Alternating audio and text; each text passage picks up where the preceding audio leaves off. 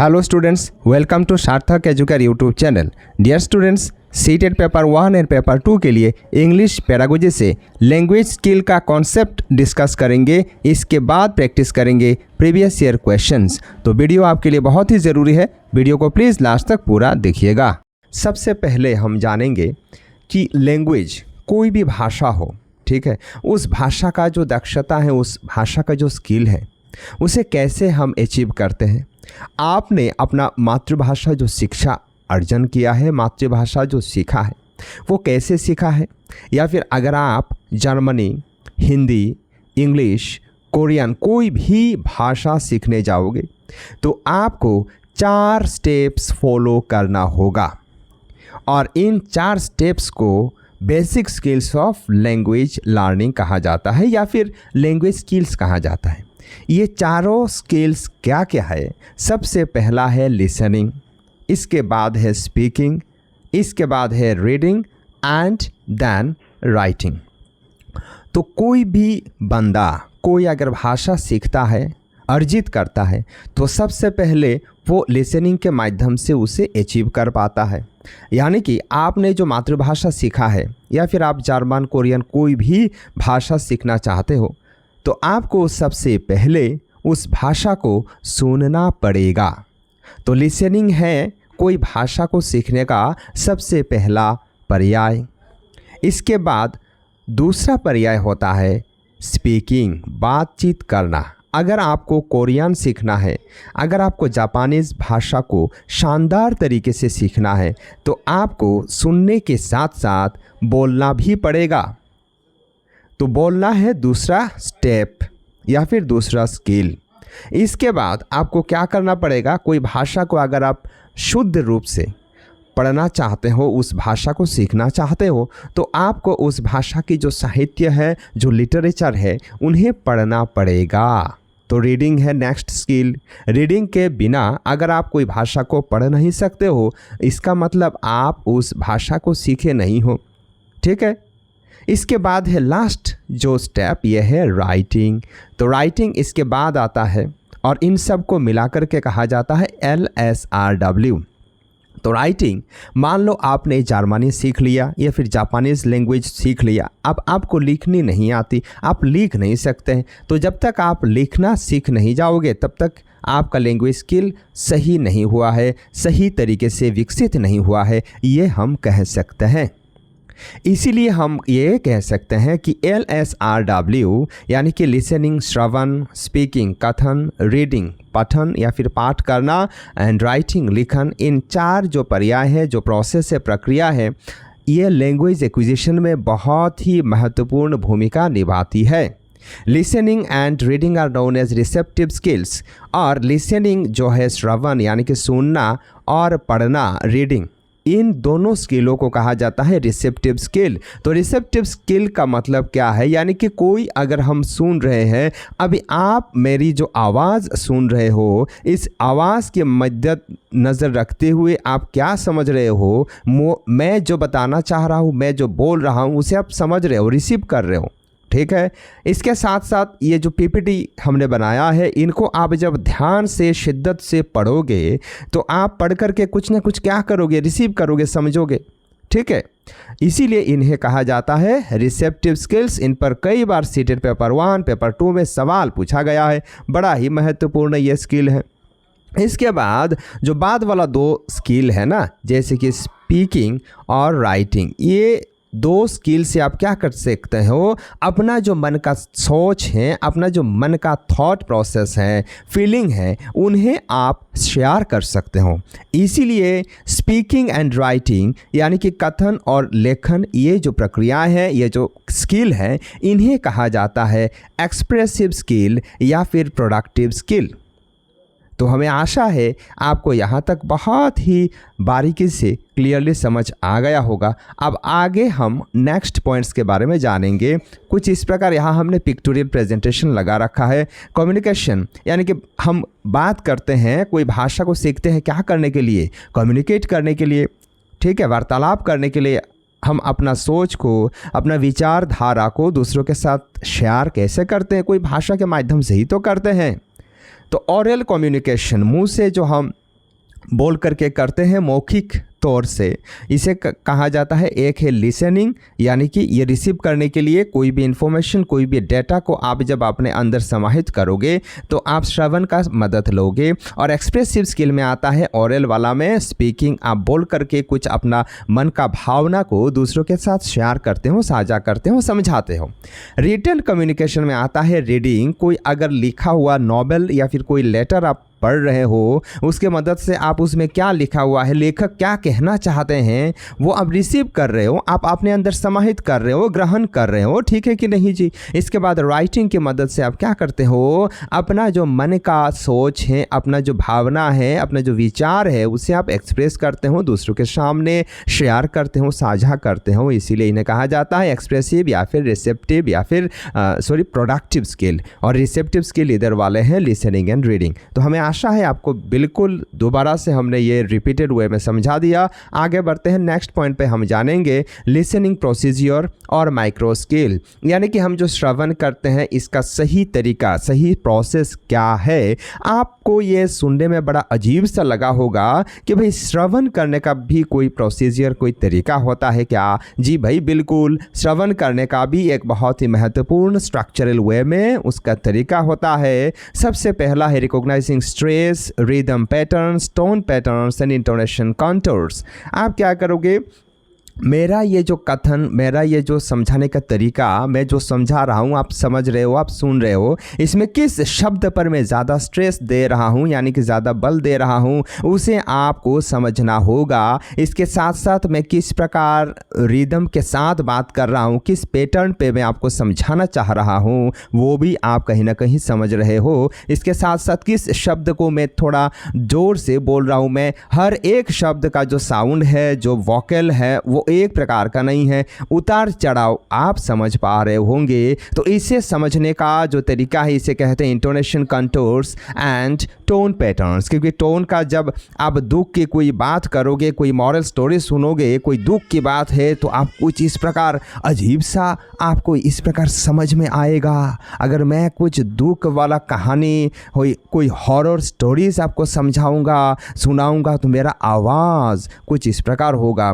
तो यह intonation contours, हमें आशा है आपको समझ में आ गया होगा। अगर आपको एक बेहतरीन श्रोता बनना है, क्योंकि अगर आपको लैंग्वेज स्किल को बढ़िया बनाना है, तो आपको एक बहुत ही शानदार श्रोता बनना पड़ेगा। तो यह सबसे पहला तरीका है लिसनिंग का, लिसनिंग प्रोसीजर का। इसके बाद वाला दूसरा तरीका क्या होता है जी, discriminating among the distinctive sounds and reducing meaning from it. आपको क्या करना पड़ेगा, एक श्रोता होने के नाते आपको जो अलग अलग साउंड्स है ना, जो भी स्पीकर आप न्यूज़ सुन रहे हो या फिर कोई स्पीकर बोल रहे हैं आपका सामने, उनका जो डिस्टिंक्टिव साउंड्स है उनको आपको रिकॉग्नाइज करना पड़ेगा, समझना पड़ेगा। और इसके बाद उसका जो मीनिंग है, उसका जो तात्पर्य है, उसका जो अर्थ है, उसे भी आपको समझना पड़ेगा। जब आप समझ पाओगे तभी होगा आपका सही लिसनिंग, सही श्रवण।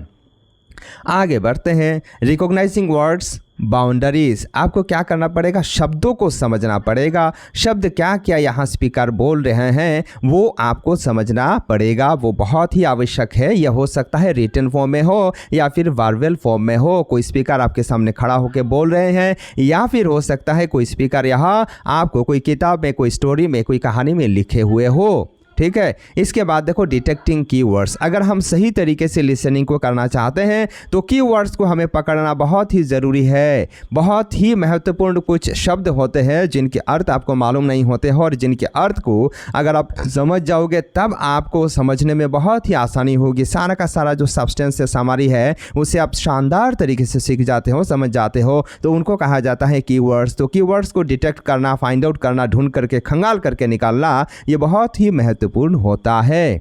आगे बढ़ते हैं, being attentive and maintaining eye contact. अगर आप आमने सामने किसी के साथ बात कर रहे हो, वार्तालाप कर रहे हो, इंटरव्यू दे रहे हो, कोई सवाल पूछ रहे हो, तो उसके साथ आपको हमेशा प्रयास करना चाहिए कि आपका आई कांटेक्ट जो है, आंखों आंखों में आप बात करो, तब जाकर के आपका जो कम्युनिकेशन है ये सही होता है।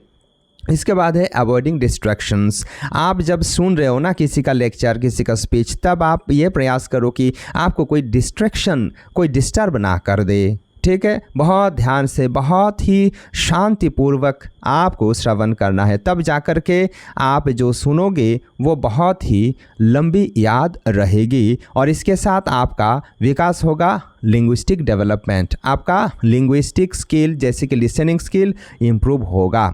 अब आगे बढ़ते हैं, नेक्स्ट पॉइंट पर हम जानेंगे लिसनिंग सिचुएशंस। ठीक है, तो लिसनिंग स्किल बहुत ज़रूरी है। सबसे पहले हम लिसनिंग स्किल को ही अलग अलग भागों में ये डिवाइड करके समझने का प्रयास कर रहे हैं। सबसे पहला वाला जो स्किल है ये है इंटरैक्टिव और एक्टिव। तो लिसनिंग सिचुएशन को हमने दो भागों में बांटा है, पहला है इंटरैक्टिव और एक्टिव और दूसरा है नॉन इंटरैक्टिव। तो इंटरैक्टिव और एक्टिव क्या है और नॉन इंटरैक्टिव क्या है, इसका ये देखो मैं आपको समझाना चाहता हूँ। तो एक्टिव लिसनिंग सिचुएशन में क्या होता है, एक्टिव लिसनिंग सिचुएशन में होता है फेस टू फेस इंटरेक्शन या फिर टू वे कन्वर्सेशन। जब आप दो व्यक्ति एक साथ बैठ करके बात कर रहे हो तब ये होता है एक्टिव और इंटरैक्टिव लिसनिंग सिचुएशन। यहाँ वो स्पीकर के साथ, वो मान लो कि आपका कोई प्रोफेसर आपको पढ़ा रहे हैं, तो वो जब पढ़ाएंगे इसमें आप एक्टिवली उसमें शामिल होगे। कोई अगर विषय, कोई अगर चीज़ आपको समझ में नहीं आया है तो आप क्या करोगे, उनसे सवाल फटाफट पूछ सकते हो। तो इस प्रकार का जो लिसनिंग सिचुएशन है इसे कहा जाता है इंटरैक्टिव और एक्टिव लिसनिंग सिचुएशन। इसमें क्या होता है, देखो इसमें फीडबैक हम फटाफट प्रोवाइड कर सकते हैं। मान लो कि मैं ये आपके सामने बैठ करके बात कर रहा हूँ, आपको कुछ ये लिसनिंग स्किल समझा रहा हूँ, समझाने के बाद आपको जो भी कठिनाई है, जो भी समस्या है, उसका आप फीडबैक हमें दे सकते हो। आप ये बता सकते हो, सर आपने ये जो बोला है ये आपको ये हमें सही तरीके से समझ में नहीं आया है, कृपया आप इसे और एक बार समझा दीजिए। कुछ इस प्रकार इसमें एक्टिव सिचुएशन में या फिर इंटरैक्टिव सिचुएशन में क्या होता है, फीडबैक प्रोवाइड किया जा सकता है। इसके बाद देखो, it helps in understanding both parties by listening and responding. यहाँ दोनों ही हम आमने सामने हैं, आप भी हमारे सामने ही बैठे हो और हम आपके सामने हैं। तो इसमें क्या होता है, हम ताकि एक जगह बैठे हुए हैं तो यहाँ आप जो सुन रहे हो, सुनने के बाद आप इसका रेस्पॉन्स भी दोगे। ठीक है, मैं कुछ पूछूंगा तो आप इसका रेस्पॉन्स दोगे, या फिर कोई भी अगर पॉइंट पे आप डिसएग्री करते हो मुझसे तो वो भी आप बताओगे। ठीक है कि नहीं। इसके बाद देखो, there is a chance for clarification and repetition. तो इसमें क्या होता है, क्लैरिफिकेशन यानी कि कोई भी अगर आपने सवाल पूछा, आपको समझ में नहीं आया, तो ये मौका बिल्कुल यहाँ है, एक्टिव सिचुएशन में है या फिर इंटरैक्टिव सिचुएशन में है कि मैं फिर से रिपीट कर सकता हूँ कोई एक इंपॉर्टेंट पॉइंट को, या फिर से उसे मैं समझा सकता हूँ, दोबारा क्लैरिफाई कर सकता हूँ। जैसे कि टेलीफोनिक कॉन्वर्सेशन जो है, ये टेलीफोन में हम एक दूसरे के साथ जब वार्तालाप करते हैं तो ये है इंटरैक्टिव या फिर लिसनिंग या फिर एक्टिव लिसनिंग सिचुएशन, या फिर फेस टू फेस हम जब बात करते हैं तब इंटरैक्टिव या फिर एक्टिव लिसनिंग सिचुएशन होता है। अब हम जानेंगे नॉन इंटरैक्टिव लिसनिंग सिचुएशन क्या है। ये नॉन इंटरैक्टिव लिसनिंग सिचुएशन है वन वे कम्युनिकेशन या फिर कन्वर्सेशन। वन वे कन्वर्सेशन है, यहाँ स्पीकर जो बोल रहे हैं वो ही सिर्फ बोलते हुए आगे बढ़ेंगे, आप इसमें कुछ बोल नहीं पाओगे। जैसे कि ये वीडियो अगर मैं YouTube में अपलोड करता हूँ तो इस वीडियो रिगार्डिंग, इस वीडियो में कोई भी पॉइंट आपको समझ में नहीं आया होगा तो आप कमेंट करके हमें पूछोगे। हमें आप पूछ नहीं सकते हो ऑडियो, जैसे कि हम यहाँ ऑडियो के माध्यम से पूछ रहे हैं ना, वैसे आप हमें पूछ नहीं सकते हो। ठीक है, तो कुछ इस प्रकार के जो लिसनिंग सिचुएशन है, यहाँ वन वे कन्वर्सेशन होता है, जो बंदा बोल रहा है वो सिर्फ अकेला ही बोलेगा और कोई उसको सवाल पूछने वाला सवाल लिख करके पूछ सकता है लेकिन बोल नहीं सकता है। इसके बाद यहाँ फीडबैक प्राप्त करने का चांस कम है, यानी कि जो भी फीडबैक इस वीडियो के रिगार्डिंग आपको देना है वो आप कमेंट सेक्शन में लिख करके हमारे ऐप में दे सकते हो। ठीक है, इसके बाद देखो, it does not do so, मतलब यहाँ रेस्पॉन्स करने का लाइव आप रेस्पॉन्स नहीं कर सकते हो। आप जो वीडियो में मैं जो बता रहा हूँ ना, मैं जो इन पॉइंट्स को समझा रहा हूँ इन्हें आप समझ रहे हो, लेकिन इसका जो रेस्पॉन्स है, कोई अगर आपको समझने में परेशानी है, दिक्कत है, तो आप उसे साझा नहीं कर सकते हो। There is no such chance. देखो यहाँ क्लैरिफिकेशन का और रिपीटेशन का चांस नहीं है, क्योंकि ये एक रिकॉर्डेड क्लास हम रिकॉर्ड कर रहे हैं अभी, तो जो भी समझाएंगे एक ही बार में समझा के चले जाएंगे। जैसे कि इसका उदाहरण अगर हम देखेंगे, रेडियो टेलीविज़न में जो प्रोग्राम्स होते हैं वो क्या है, नॉन इंटरेक्टिव लिसनिंग सिचुएशन है। फिल्म्स में जो संदेश दिया जाता है, जो बताया जाता है, इसके साथ साथ पब्लिक अनाउंसमेंट्स में जो बताया जाता है, लेक्चर्स में, स्पीच में जो बताया जाता है, वो सब क्या है, नॉन इंटरेक्टिव लिसनिंग सिचुएशंस है। तो हमें आशा है आपको समझ में आ गया होगा लिसनिंग सिचुएशन क्या है। अब आगे बढ़ते हैं, नेक्स्ट पॉइंट पे हम जानेंगे लिसनिंग स्ट्रेटजीज। अगर आपको बढ़िया तरीके से लिसनिंग करना है, श्रवण करना है, क्योंकि अगर आपको बढ़िया तरीके से भाषा को सीखना है तो लिसनिंग स्किल आपका इंप्रूव होना चाहिए। तो सबसे पहला जो स्ट्रेटजी है इसे कहते हैं टॉप डाउन स्ट्रेटजीज। तो टॉप डाउन स्ट्रेटजीज क्या है, इसमें क्या क्या शामिल है? देखो, टॉप डाउन स्ट्रेटजी में शामिल है listening for the main idea. Top down strategy में आप सिर्फ मेन धारणा के लिए, मेन आइडिया के लिए सुन रहे हो, बहुत बारीकी से आप सुन रहे हो ना कि इसमें मेनली क्या बताया जा रहा है, उसे मुझे बहुत शानदार तरीके से समझना है। जैसे कि मैं ये वीडियो में क्या बता रहा हूँ, ये LSRW के बारे में यह वीडियो है। इस पर कई सारे सवाल सीटेट पेपर 1, पेपर 2, CDP में पूछा जाता है, इंग्लिश में पूछा जाता है, कई बार CDP में भी पूछ लिया जाते हैं।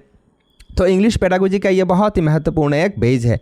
तो इसीलिए आप इसे समझने के लिए बड़ा ही एकदम ध्यानपूर्वक सुन रहे हो, मेन आइडिया प्राप्त करने के लिए सुन रहे हो। प्रेडिक्टिंग, आप इसके बारे में प्रेडिक्ट करने के लिए समझ रहे हो, सुन रहे हो। इसके बाद ड्रॉ इन्फरेंसेस, आप इसका उदाहरण समझने के लिए, ताकि बाद में आप इसका कोई उदाहरण खुद से दे सको। आप बाद में अगर आप पढ़ाना चाहते हो तो आप बढ़िया तरीके से इसका उदाहरण दे सको, इसके लिए आप यहाँ सुन रहे हो। अनुमान लगा सको, सिद्धांत ले सको, इसके लिए आप सुन रहे हो। समराइजिंग, आप इसका समराइज कर सको, इसमें ये है, मूलतः इन पॉइंट्स पर बात किया गया है। इसे आप जब संक्षेप में बताते हो ना, उसे कहा जाता है समराइजिंग। तो टॉप डाउन स्ट्रेटजी में ये शामिल होते हैं।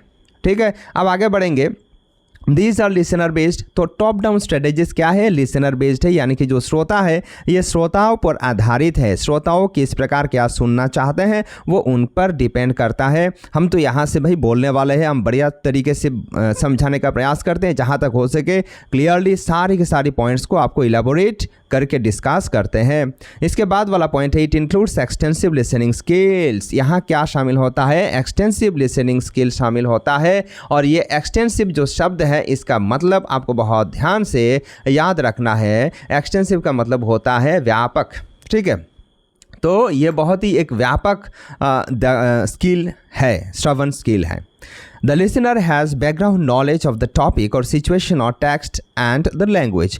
तो listener, मान लो कि अभी जो आप सुन रहे हो ना, इस वीडियो को आप देख रहे हो, तो इसमें आपका बैकग्राउंड, इसके पीछे वाले ज्ञान आपको अवश्य ही मिला है, क्योंकि आप 2-4 भाषा तो सीख ही गए होंगे और आपको ये परीक्षा में बढ़िया करना है, इसीलिए आपको तो इसका ज्ञान है। आपको इंग्लिश किस प्रकार लिखते हैं, इंग्लिश टेक्स्ट का ज्ञान है, इंग्लिश भाषा के बारे में आप जानते हो, हिंदी भाषा के बारे में आप जानते हो, इसीलिए आप ये वीडियो बहुत ही ध्यान से, दिलचस्पी से सुन रहे हो, लिख रहे हो, इंपॉर्टेंट पॉइंट्स को देख रहे हो। ठीक है, तो ये होता है टॉप डाउन स्ट्रेटजीज़। हमें आशा है आपको टॉप डाउन स्ट्रेटजीज़ समझ में आ गया होगा। अब आगे हम नेक्स्ट बॉटम अप स्ट्रेटजीज़ के बारे में डिस्कस करेंगे। ये दोनों स्ट्रेटजी बहुत ही इंपॉर्टेंट है। तो बॉटम अप स्ट्रेटजी में क्या शामिल है, बॉटम अप स्ट्रेटजी में देखो, लिसनिंग फॉर स्पेसिफिक डिटेल्स। यहाँ समरी के लिए लिसन नहीं किया जा रहा, श्रवण नहीं किया जा रहा। यहाँ कुछ निर्दिष्ट आपका उद्देश्य है कि मुझे ये सुनना है, मुझे राइटिंग स्किल के बारे में यहाँ बहुत ध्यान से मुझे जानना है, श्रवण करना है, और मुझे स्पीकिंग स्किल पे ज़्यादा ध्यान देना है, स्पीकिंग स्किल को अपना सुधारना है, इम्प्रूव करना है। तो मुझे इन दोनों पॉइंट्स पर ज़्यादा फोकस करना है। उन दोनों पॉइंट्स को लेकर के आप जब ये वीडियो देखोगे तो ये आपका बॉटम अप स्ट्रेटजी में शामिल होगा।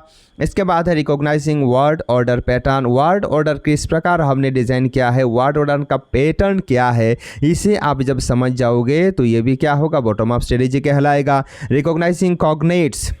तो कॉग्नेट्स का मतलब है relation of sound and word with each other, यानी कि जो साउंड हम बोल रहे हैं ना, ये कॉग्नेट्स जो शब्द है इसका मतलब क्या है, इसका साउंड क्यों इस प्रकार है और इसका मतलब क्या है, एक दूसरे के साथ इसका संपर्क क्या है, उसे कॉग्नेट कहा जाता है। तो इनको आप जब समझ पाओगे ये भी बॉटम अप स्ट्रेटजी कहलाएगा। This are text based. तो याद रखिएगा, बॉटम अप स्ट्रेटजी जो है ये लिखने के साथ जुड़ा हुआ है, टेक्स्ट बेस्ड चीज़ें हैं। It includes intensive listening skill, और यहाँ एक्सटेंसिव नहीं, यहाँ इंटेंसिव लिसनिंग स्किल शामिल होता है। तो अब आपको इंटेंसिव लिसनिंग स्किल का मतलब अवश्य ही याद रखना है। इंटेंसिव का मतलब है जो हम प्रगाढ़ रूप से करते हैं, थोड़ा जल्दी जल्दी करते हैं, उसे कहते हैं इंटेंसिव। और एक्सटेंसिव एकदम धीरे धीरे व्यापक पूरा डीप स्टडी करके आप एक एक शब्द को बहुत ही बारीकी से पढ़ रहे हो ना, एक एक शब्द का अर्थ वो समझ रहे हो ना, तो इसे कहा जाता है एक्सटेंसिव रीडिंग। और इंटेंसिव रीडिंग आप क्या कर रहे हो, थोड़ा जल्दी जल्दी पढ़ रहे हो, मेन पॉइंट्स को आप कवर करके चल रहे हो, तब इसे इंटेंसिव रीडिंग या फिर इंटेंसिव लिसनिंग कहा जाता है।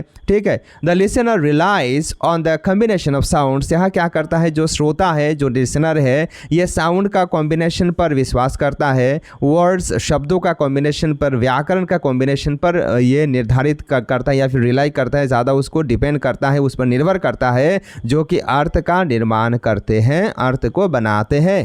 ठीक है। तो हमें आशा है बॉटम अप स्ट्रेटेजीज भी आपको समझ में आ गया होगा। अगर फिर भी नहीं आता है तो आप हमें कमेंट करके कोई भी क्वेश्चन, कोई भी क्वेरीज हो तो उसका डाउट हमसे पूछ सकते हो। आगे बढ़ते हैं, नेक्स्ट पॉइंट पर हम जानेंगे मेटा कॉग्निटिव स्ट्रेटेजीज। ये मेटा कॉग्निटिव स्ट्रेटेजीज क्या है लिसनिंग स्किल में, इस पर कई बार सवाल हमने पूछते हुए सीटेड में देखा है।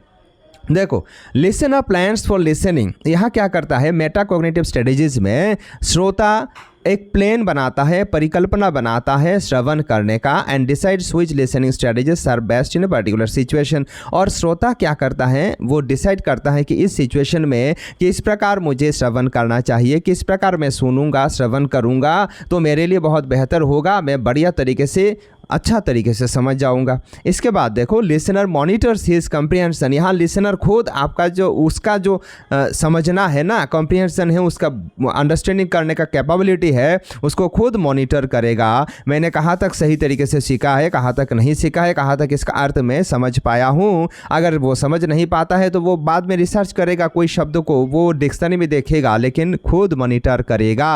And the effectiveness of the selected strategies, उसने जो स्ट्रेटेजी सिलेक्ट किया है उसका प्रभाव कितना है, उसका प्रभावशाली ढंग से समझ में आया है या नहीं, उसे भी वो खुद मॉनिटर करेगा। याद रखिएगा, इसे कहते हैं मेटा कॉग्निटिव स्ट्रेटेजीज। इसके बाद देखो, it should be noted that learners comprehension improves and their confidence increases when they use top down and bottom up strategies simultaneously to construct meaning. यहाँ देखो, ये जो स्ट्रेटेजीज की हम बात कर रहे हैं ना, तो यहाँ टॉप डाउन और बॉटम अप दोनों ही स्ट्रेटेजीज को जब मिला करके, कॉम्बाइन करके कोई श्रोता सुनता है, लिसन करता है, तब इस प्रकार इसका जो नॉलेज है, इसका जो अर्थ है, बढ़िया तरीके से वो समझ पाता है।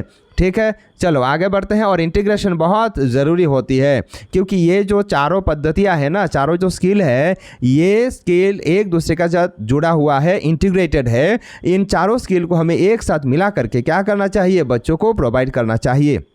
अब हम जानेंगे लिसनिंग एक्टिविटीज़ के बारे में। Designing listening tasks involves 2 facts. हम जब लिसनिंग टास्क को डिज़ाइन करते हैं क्लास में डिलीवर करने के लिए, तो उसमें 2 फैक्ट्स को हमें क्या करना चाहिए, 2 फैक्ट्स को हमें मद्देनज़र रखते हुए इसे डिज़ाइन करना चाहिए। सबसे पहला है, they should be success oriented. हमें सबसे पहले ये पता लगाना चाहिए कि हम जो टास्क, हम जो कार्य डिज़ाइन कर रहे हैं, क्या ये सफलता दिलाएगी बच्चों को, तो इसे हम क्या करेंगे, पहले ही इंश्योर करेंगे। इसके बाद they should build up learners confidence in their listening ability. इसके साथ साथ हम ये भी इंश्योर करेंगे, ये भी हम खुद से जांच करेंगे, ये दूसरों के साथ हम जांच नहीं करेंगे। ठीक है, दूसरों के साथ हम बोल के ये डिसाइड नहीं करेंगे, हम खुद से सारा का सारा कार्य करेंगे।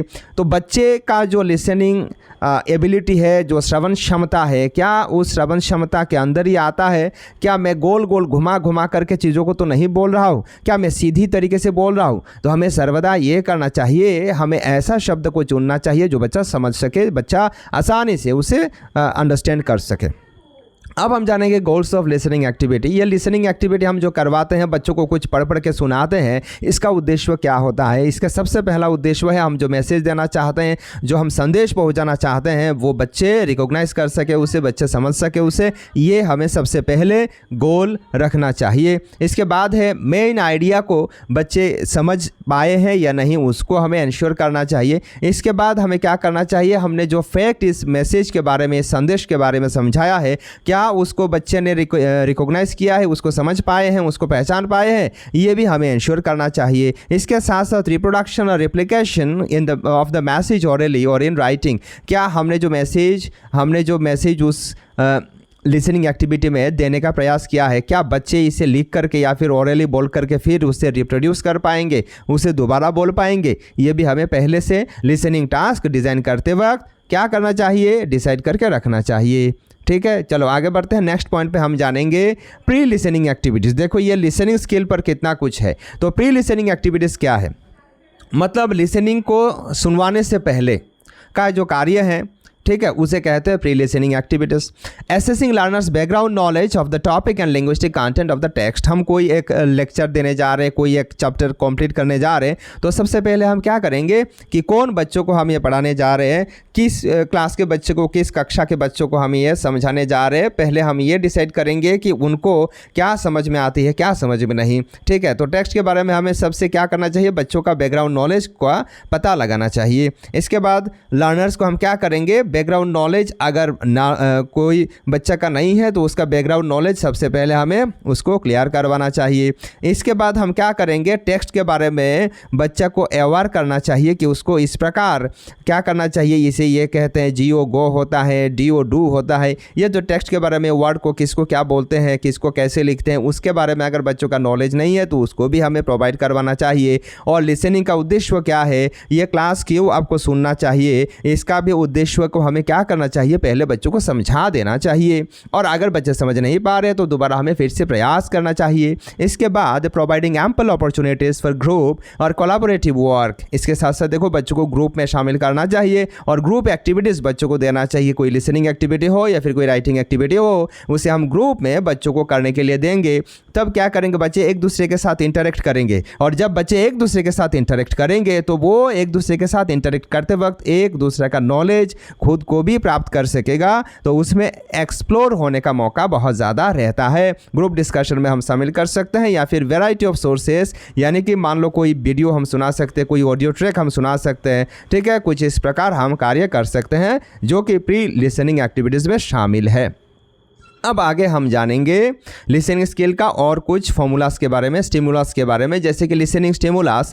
तो लिसनिंग स्टिमुलस क्या है, देखो it gives an information gap activities such as giving directions. तो हम जब डायरेक्शन देते हैं ना, जो कि इन्फॉर्मेशन गैप, एक इन्फॉर्मेशन गैप को ये फुलफिल करने का कार्य करता है। It is an activity where learners are missing the information, they need to complete task and to finish them, they need to talk to each other. क्या करते हैं बच्चे, एक दूसरे के साथ बात करना उनको उचित है, बात करना चाहिए। इंसान सामाजिक जीव है, हम अगर एक दूसरे के साथ बात नहीं करेंगे तो एक दूसरे का ज्ञान हम शेयर नहीं कर सकेंगे। हम दूसरों से भी बहुत कुछ सीखते हैं। तो इसीलिए ये लिसनिंग स्टिमुलस बहुत ज़रूरी होता है। हमें मौका देना चाहिए बच्चों को एक दूसरे के साथ बातचीत करने के लिए। कुछ इन्फॉर्मेशन मिस है तो वो पूर्ण हो जाता है। व्हाइल लिसनिंग का मतलब होता है it means when A listening activities introduced. हम जब लिसनिंग एक्टिविटी को इंट्रोड्यूस करवा रहे हैं ना बच्चों के बीच में, तब इसे व्हाइल लिसनिंग कहा जाता है। व्हाइल लिसनिंग एक्टिविटीज इंक्लूड, तो व्हाइल लिसनिंग एक्टिविटीज में क्या क्या एक्टिविटीज शामिल होती है, तो उसमें तीन प्रकार की एक्टिविटीज शामिल होती है। Listening with visuals, feeling in graphs और चार्ट्स। हम क्या कर सकते हैं, बच्चों को फीलिंग इन ग्राफ्स और चार्ट्स दे करके उनको कोई फिल इन द ब्लैंक्स वाला कार्य करवा सकते हैं। Checking of items in a list, हम एक लिस्ट में कुछ आइटम्स का नाम लिख करके उनको समझा सकते हैं। कंप्लीटिंग क्लोज टेस्ट, हम उनको क्लोज टेस्ट के माध्यम से कोई शब्द को पूर्ण करके, शब्द जाल जो कहते हैं ना, शब्द जाल हम करवा सकते हैं। आसान भाषा में हम उनको देंगे ताकि बच्चे कर सके, कोई ज़्यादा कठिन शब्द हम उनको नहीं देंगे। इसके बाद लिसनिंग फॉर जिस्ट और समरी एटसेट्रा। और बच्चे जब क्या करेंगे, कोई समरी, कोई जिस्ट समझने के लिए जो मेन है, मेन उसमें कॉम्प्रिहेंशन क्या है, मेन चीज़ क्या बताया जा रहा है, उसे समझने के लिए बच्चा जब सुनते हैं तो इसे कहते हैं लिसनिंग फॉर जिस्ट और समरी। इसके बाद देखो listening skill can developed by. अब किस प्रकार हम बच्चों में लिसनिंग स्किल को विकसित कर सकते हैं, लिसनिंग स्किल को डेवलप कर सकते हैं। तो लिसनिंग स्किल को अगर आपको अपने बच्चों के अंदर डेवलप करना है, विकसित करना है, तो आप स्टोरी टेलिंग का मदद ले सकते हो। आप सुंदर सुंदर कहानियाँ बच्चों के साथ शेयर कर सकते हो, बच्चों का इंटरव्यू ले सकते हो, बच्चों को कुछ सवाल जवाब मांग सकते हो, उनसे कुछ सवाल पूछोगे और फिर बच्चे जवाब देंगे, उनके साथ बातचीत कर सकते हो, कन्वर्सेशन कर सकते हो। इस प्रकार हम जब करेंगे तो बच्चों का क्या होगा, लिसनिंग स्किल इंप्रूव होगा। इसके साथ साथ रिकॉर्डेड मटेरियल, रिकॉर्डेड मैसेज, जैसे कि ये पीएम हमारे मन की बात करते हैं, कुछ इस प्रकार हम मन की बात जैसा ऑडियो सुनवा सकते हैं, कोई लेक्चर सुनवा सकते हैं बच्चों को। इसके बाद listen and draw flow charts, हम क्या कर सकते हैं, बच्चों को सुनकर कुछ फ्लो चार्ट बनाने का कार्य करवा सकते हैं। बड़ा मज़ेदार तरीके से कलरफुल रंगीन पेपर में ये बना के देंगे। Maps can be use to mark a route, हम क्या कर सकते हैं, मैप का इस्तेमाल कर सकते हैं और मैप को बच्चों को हम पूछ सकते हैं कि आपको यहाँ एक रास्ता को फाइंड आउट करना है, खंगाल कर निकालना है, ढूंढ करके निकालना है, या फिर कोई एक पर्टिकुलर स्थान विशेष को आपको चुनना है, यहाँ निकालना है। ठीक है, तो कुछ इस प्रकार हम क्या कर सकते हैं, बच्चों का लिसनिंग स्किल को इम्प्रूव करवाने का प्रयास कर सकते हैं। चलो आगे बढ़ते हैं। हमें आशा है आपको बिल्कुल समझ में आ गया होगा। अब आगे हम जानेंगे लिसनिंग स्किल का और कुछ इंपॉर्टेंट पहलुओं के बारे में, जैसे कि असेसिंग लिसनिंग प्रोफिशिएंसी। हम किस प्रकार बच्चों का जो लिसनिंग प्रोफिशिएंसी है, जो श्रवण क्षमता है, ये बच्चों का सही तरीके से विकसित हुआ है या नहीं हुआ है, उसको हम जांच कर सकते हैं। फंक्शंस और रोल्स ऑफ लिसनिंग, तो लिसनिंग का कार्य क्या है, फंक्शन क्या है या फिर भूमिका क्या है। It is the stepping stone for action. देखो लिसनिंग क्या है, सबसे बड़ा, सबसे प्राइमरी भूमिका निभाती है। कोई भी भाषा, कोई भी चीज़ अगर आपको सीखना है तो सबसे पहले आपको लिसन करना ही पड़ेगा। भाषा के क्षेत्र में बहुत महत्वपूर्ण होता है। It helps in communication purposes. तो भाषा को आप जब बहुत ध्यान से सुनोगे ना, कोई दूसरे लोगों का बातचीत करने का पद्धति कैसा है, दूसरे लोग कैसे बात कर रहे हैं, इस प्रकार आप जब सुनोगे तब ये कम्युनिकेशन पर्पस आपको समझ में आएगा धीरे धीरे। It helps in permanent learning. और ये जो श्रवण है ना, ये परमानेंट लर्निंग, स्थायी रूप से सीखने में हमें मददगार साबित होता है, मदद करता है। It is fundamental to the entire process of mastering and using a language. एक भाषा को किस प्रकार आप मास्टरिंग कर सकते हो, एक भाषा को किस प्रकार आप बढ़िया तरीके से, शानदार तरीके से सीख सकते हो और इसे यूज़ कर सकते हो, इसके लिए आपको लिसन करना चाहिए, श्रवण करना चाहिए। चलो आगे बढ़ते हैं। नेक्स्ट हम स्पीकिंग स्किल के बारे में जानेंगे। तो स्पीकिंग स्किल क्या है, ये बात करने का दक्षता, बात करने का क्षमता है। इट इज़ ए प्रोडक्टिव और expressive skill in oral mode.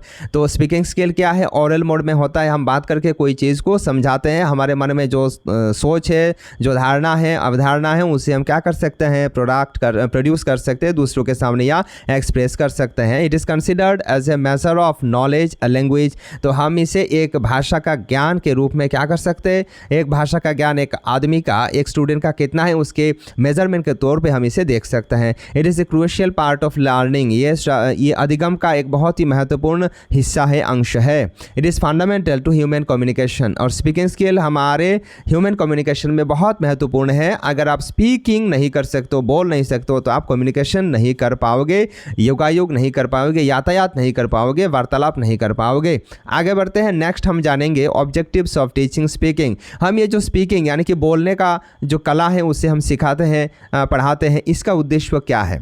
तो इसका उद्देश्य सबसे पहला है कि कोई भी बच्चा एक भाषा को बढ़िया तरीके से पढ़ सके और बढ़िया तरीके से लिख सके, इसीलिए हम स्पीकिंग को सिखाते हैं, समझाते हैं।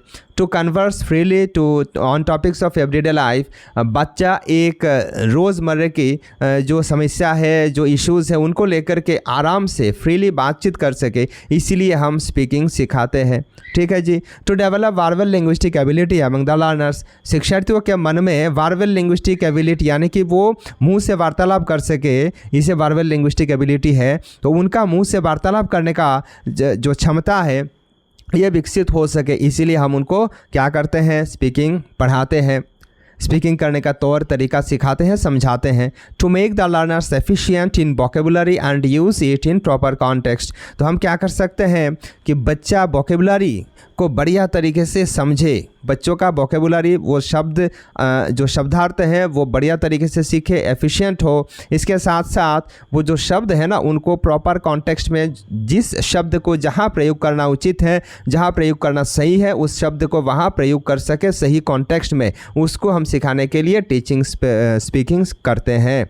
अब आगे हम जानेंगे स्पीकिंग प्रोसीजर और माइक्रो स्किल्स। तो स्पीकिंग का माइक्रो स्किल क्या है, सबसे पहले है कि देखो हम जो भी भाषा में बात करेंगे, उस भाषा का जो साउंड, जो प्रोनाउंसिएशन करने का तरीका है, उसको हम सही तरीके से करेंगे। जैसे कि अभी मैं हिंदी में बात करने का प्रयास कर रहा हूँ, तो हिंदी में जब मैं बोल रहा हूँ ना, तो हिंदी को हिंदी जैसा ही बात करने का प्रयास कर रहा हूँ, लेकिन मातृभाषा हमारा अलग है, लेकिन फिर भी हम हिंदी प्रयास करते करते शानदार तरीके से बोलने का प्रयास कर रहे हैं और कई बार हम कर भी लेते हैं। कुछ इस प्रकार हम जिस भाषा में बात करेंगे ना, उसका जो डिस्टिंक्टिव साउंड्स है, उन साउंड्स को उसी प्रकार हमें बोलना है, उच्चारण करना है। इसके बाद देखो जो शब्द है, शब्द का जो सही फॉर्म है उनको यूज़ करना है। जैसे कि आप प्रेजेंट टेंस का सेंटेंस है, उसमें पास्ट टेंस का अगर आप गो का वेंट लगा रहे हो तो ये सही नहीं है। तो इसीलिए सही फॉर्म शब्द का क्या है उसका यूज़ करना हमें आना चाहिए।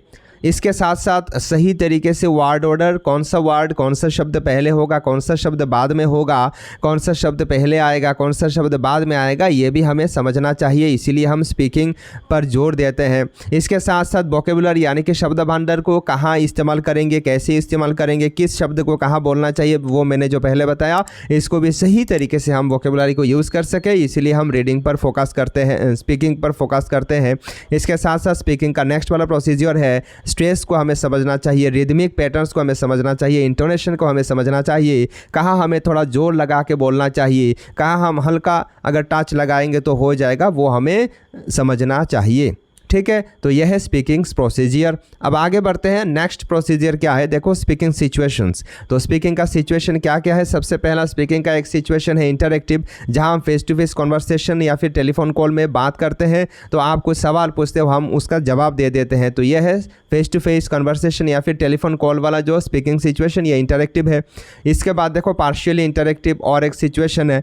पार्शियली इंटरैक्टिव सिचुएशन है स्पीच और लेक्चर्स में। लेक्चर्स में भी बाद में कई सारे स्पीकर सवाल पूछते हैं और बच्चों से उसका जवाब मांगते हैं। कई बार बच्चे सवाल पूछते हैं या फिर श्रोता सवाल पूछते हैं और स्पीकर उसका जवाब देते हैं। तो ये पार्शियली इंटरैक्टिव है। लेकिन स्पीकर जब बोलेंगे तब स्पीकर ही बोलेंगे, बाद में स्पीकर का जो भाषण है, जो बोलना हुआ चीज़ है, जो समझा रहे, जो लेक्चर है, वो समाप्त होने के बाद सवाल पूछा जा सकता है। तो ये पार्शियली इंटरैक्टिव है। इसके बाद वाला है नॉन इंटरैक्टिव। यहाँ तो बिल्कुल कोई सवाल आप नहीं पूछ सकोगे। ये रिकॉर्डेड स्पीच या फिर रिकॉर्डेड वीडियो हम जो बनाते हैं, यहाँ भी आप सवाल पूछते हो, लेकिन वो आप लिख करके पूछ सकते हो, आप मुंह से बोल के नहीं पूछ सकते हो। ठीक है, चलो आगे बढ़ते हैं। नेक्स्ट हम जानेंगे स्पीकिंग स्ट्रेटजीज़ के बारे में। तो सबसे पहला स्पीकिंग का स्ट्रेटजीज़ है कि यूजिंग मिनिमल रेस्पॉन्सेस। हम जो रेस्पॉन्स करेंगे वो ज़्यादा हम बात नहीं करना चाहिए। इसका मतलब ये होता है हमें ज़्यादा अत्यधिक मात्रा में बात नहीं करना चाहिए। हम जहाँ तक हो सके जो बोलना चाहिए वही हम बोलेंगे। ठीक है, ज़्यादा उछल कूद करके बात नहीं करेंगे। रिकॉग्नाइजिंग स्क्रिप्ट्स, हम अगर कोई बोल रहे हैं ना, और अगर कोई स्क्रिप्ट को देख करके हम बोल रहे हैं तो उसको रिकॉग्नाइज करेंगे, इसका मीनिंग क्या है, इसका तात्पर्य क्या है। आप अगर ऑडियो डबिंग करना चाहते हो तो उसमें फील देना चाहिए, जैसे कि वाओ क्या बात है, कितनी सुंदर ये नगरी है, यहाँ आकर के हम बस जाएंगे। कुछ इस प्रकार आपको क्या करना चाहिए, स्क्रिप्ट को रिकॉग्नाइज करना चाहिए, और तभी आप बढ़िया तरीके से मैसेज दे सकते हो, बढ़िया तरीके से आप स्पीकिंग कर सकते हो। इसके बाद वाला स्ट्रेटेजी है using language to talk about language. अब क्या करोगे, भाषा को भाषा के बारे में ही बात करने में इस्तेमाल करोगे, तब जाकर के आपका स्पीकिंग स्ट्रेटेजी सक्सेसफुल होगा। ये स्पीकिंग स्ट्रेटेजीज़ को आप अप्लाई करके अगर बात करोगे तो आपका बातचीत बहुत ही प्रभावशाली होगा, इफेक्टिव होगा। आगे बढ़ते हैं। नेक्स्ट हम जानेंगे स्पीकिंग स्किल का ही नॉलेज एरियाज ऑफ स्पीकिंग। तो स्पीकिंग स्किल का 3 एरियाज़ होता है। सबसे पहला है मैकेनिक्स, यानी कि जो हम बोल रहे हैं ना वो सही तरीके से हो रहा है कि नहीं, उसका जो मैकेनिज़्म है वो सही होना चाहिए। दूसरा होता है फंक्शंस, हाँ, और तीसरा होता है सोशल एंड कल्चरल नॉर्म्स। अब आगे हम इनके बारे में विस्तारित जानेंगे। इसके बाद ये देखो स्पीकिंग स्किल, यानी कि ये जो हमने रुको मैं एक बार फिर से दोहरा देता हूँ। ये जो मैकेनिक्स है, यानी कि हमें अगर बात करना है कोई भी भाषा में तो भाषा का मैकेनिक्स को हमें समझना चाहिए, यानी कि भाषा में किस प्रकार किस साउंड को बोला जाता है वो हमें समझ में आना चाहिए। किस शब्द का क्या फंक्शन है वो हमें समझना चाहिए। सोशल और कल्चर नॉर्म्स, किस जो कम्युनिटी है, किस देश में किस प्रकार कल्चर नॉर्म है, किस प्रकार सोशल नॉर्म है। अगर आप, हमारे बहुत सारे इलाके हैं, बहुत सारे एरिया हमारे भारतवर्ष में है जहाँ पिता माता को तू तकाड़ करके बात किया जाता है, लेकिन अगर आप बंगाली समाज में जाओगे तो वैसा नहीं है। तो आप अगर बंगाली समाज में जाकर के तू बोलोगे तो ये बड़ा अजीब लगेगा और आप मार भी खा सकते हो। तो यही बात यहाँ कहा जा रहा है। ठीक है, तो अगर हम बात करेंगे तो इस तीनों एरियाज़ में हमें ज्ञान अवश्य होना चाहिए। ठीक है, इसके बाद है देखो टेक्निक्स फॉर टीचिंग स्पीकिंग। हम किस प्रकार स्पीकिंग पढ़ा सकते हैं।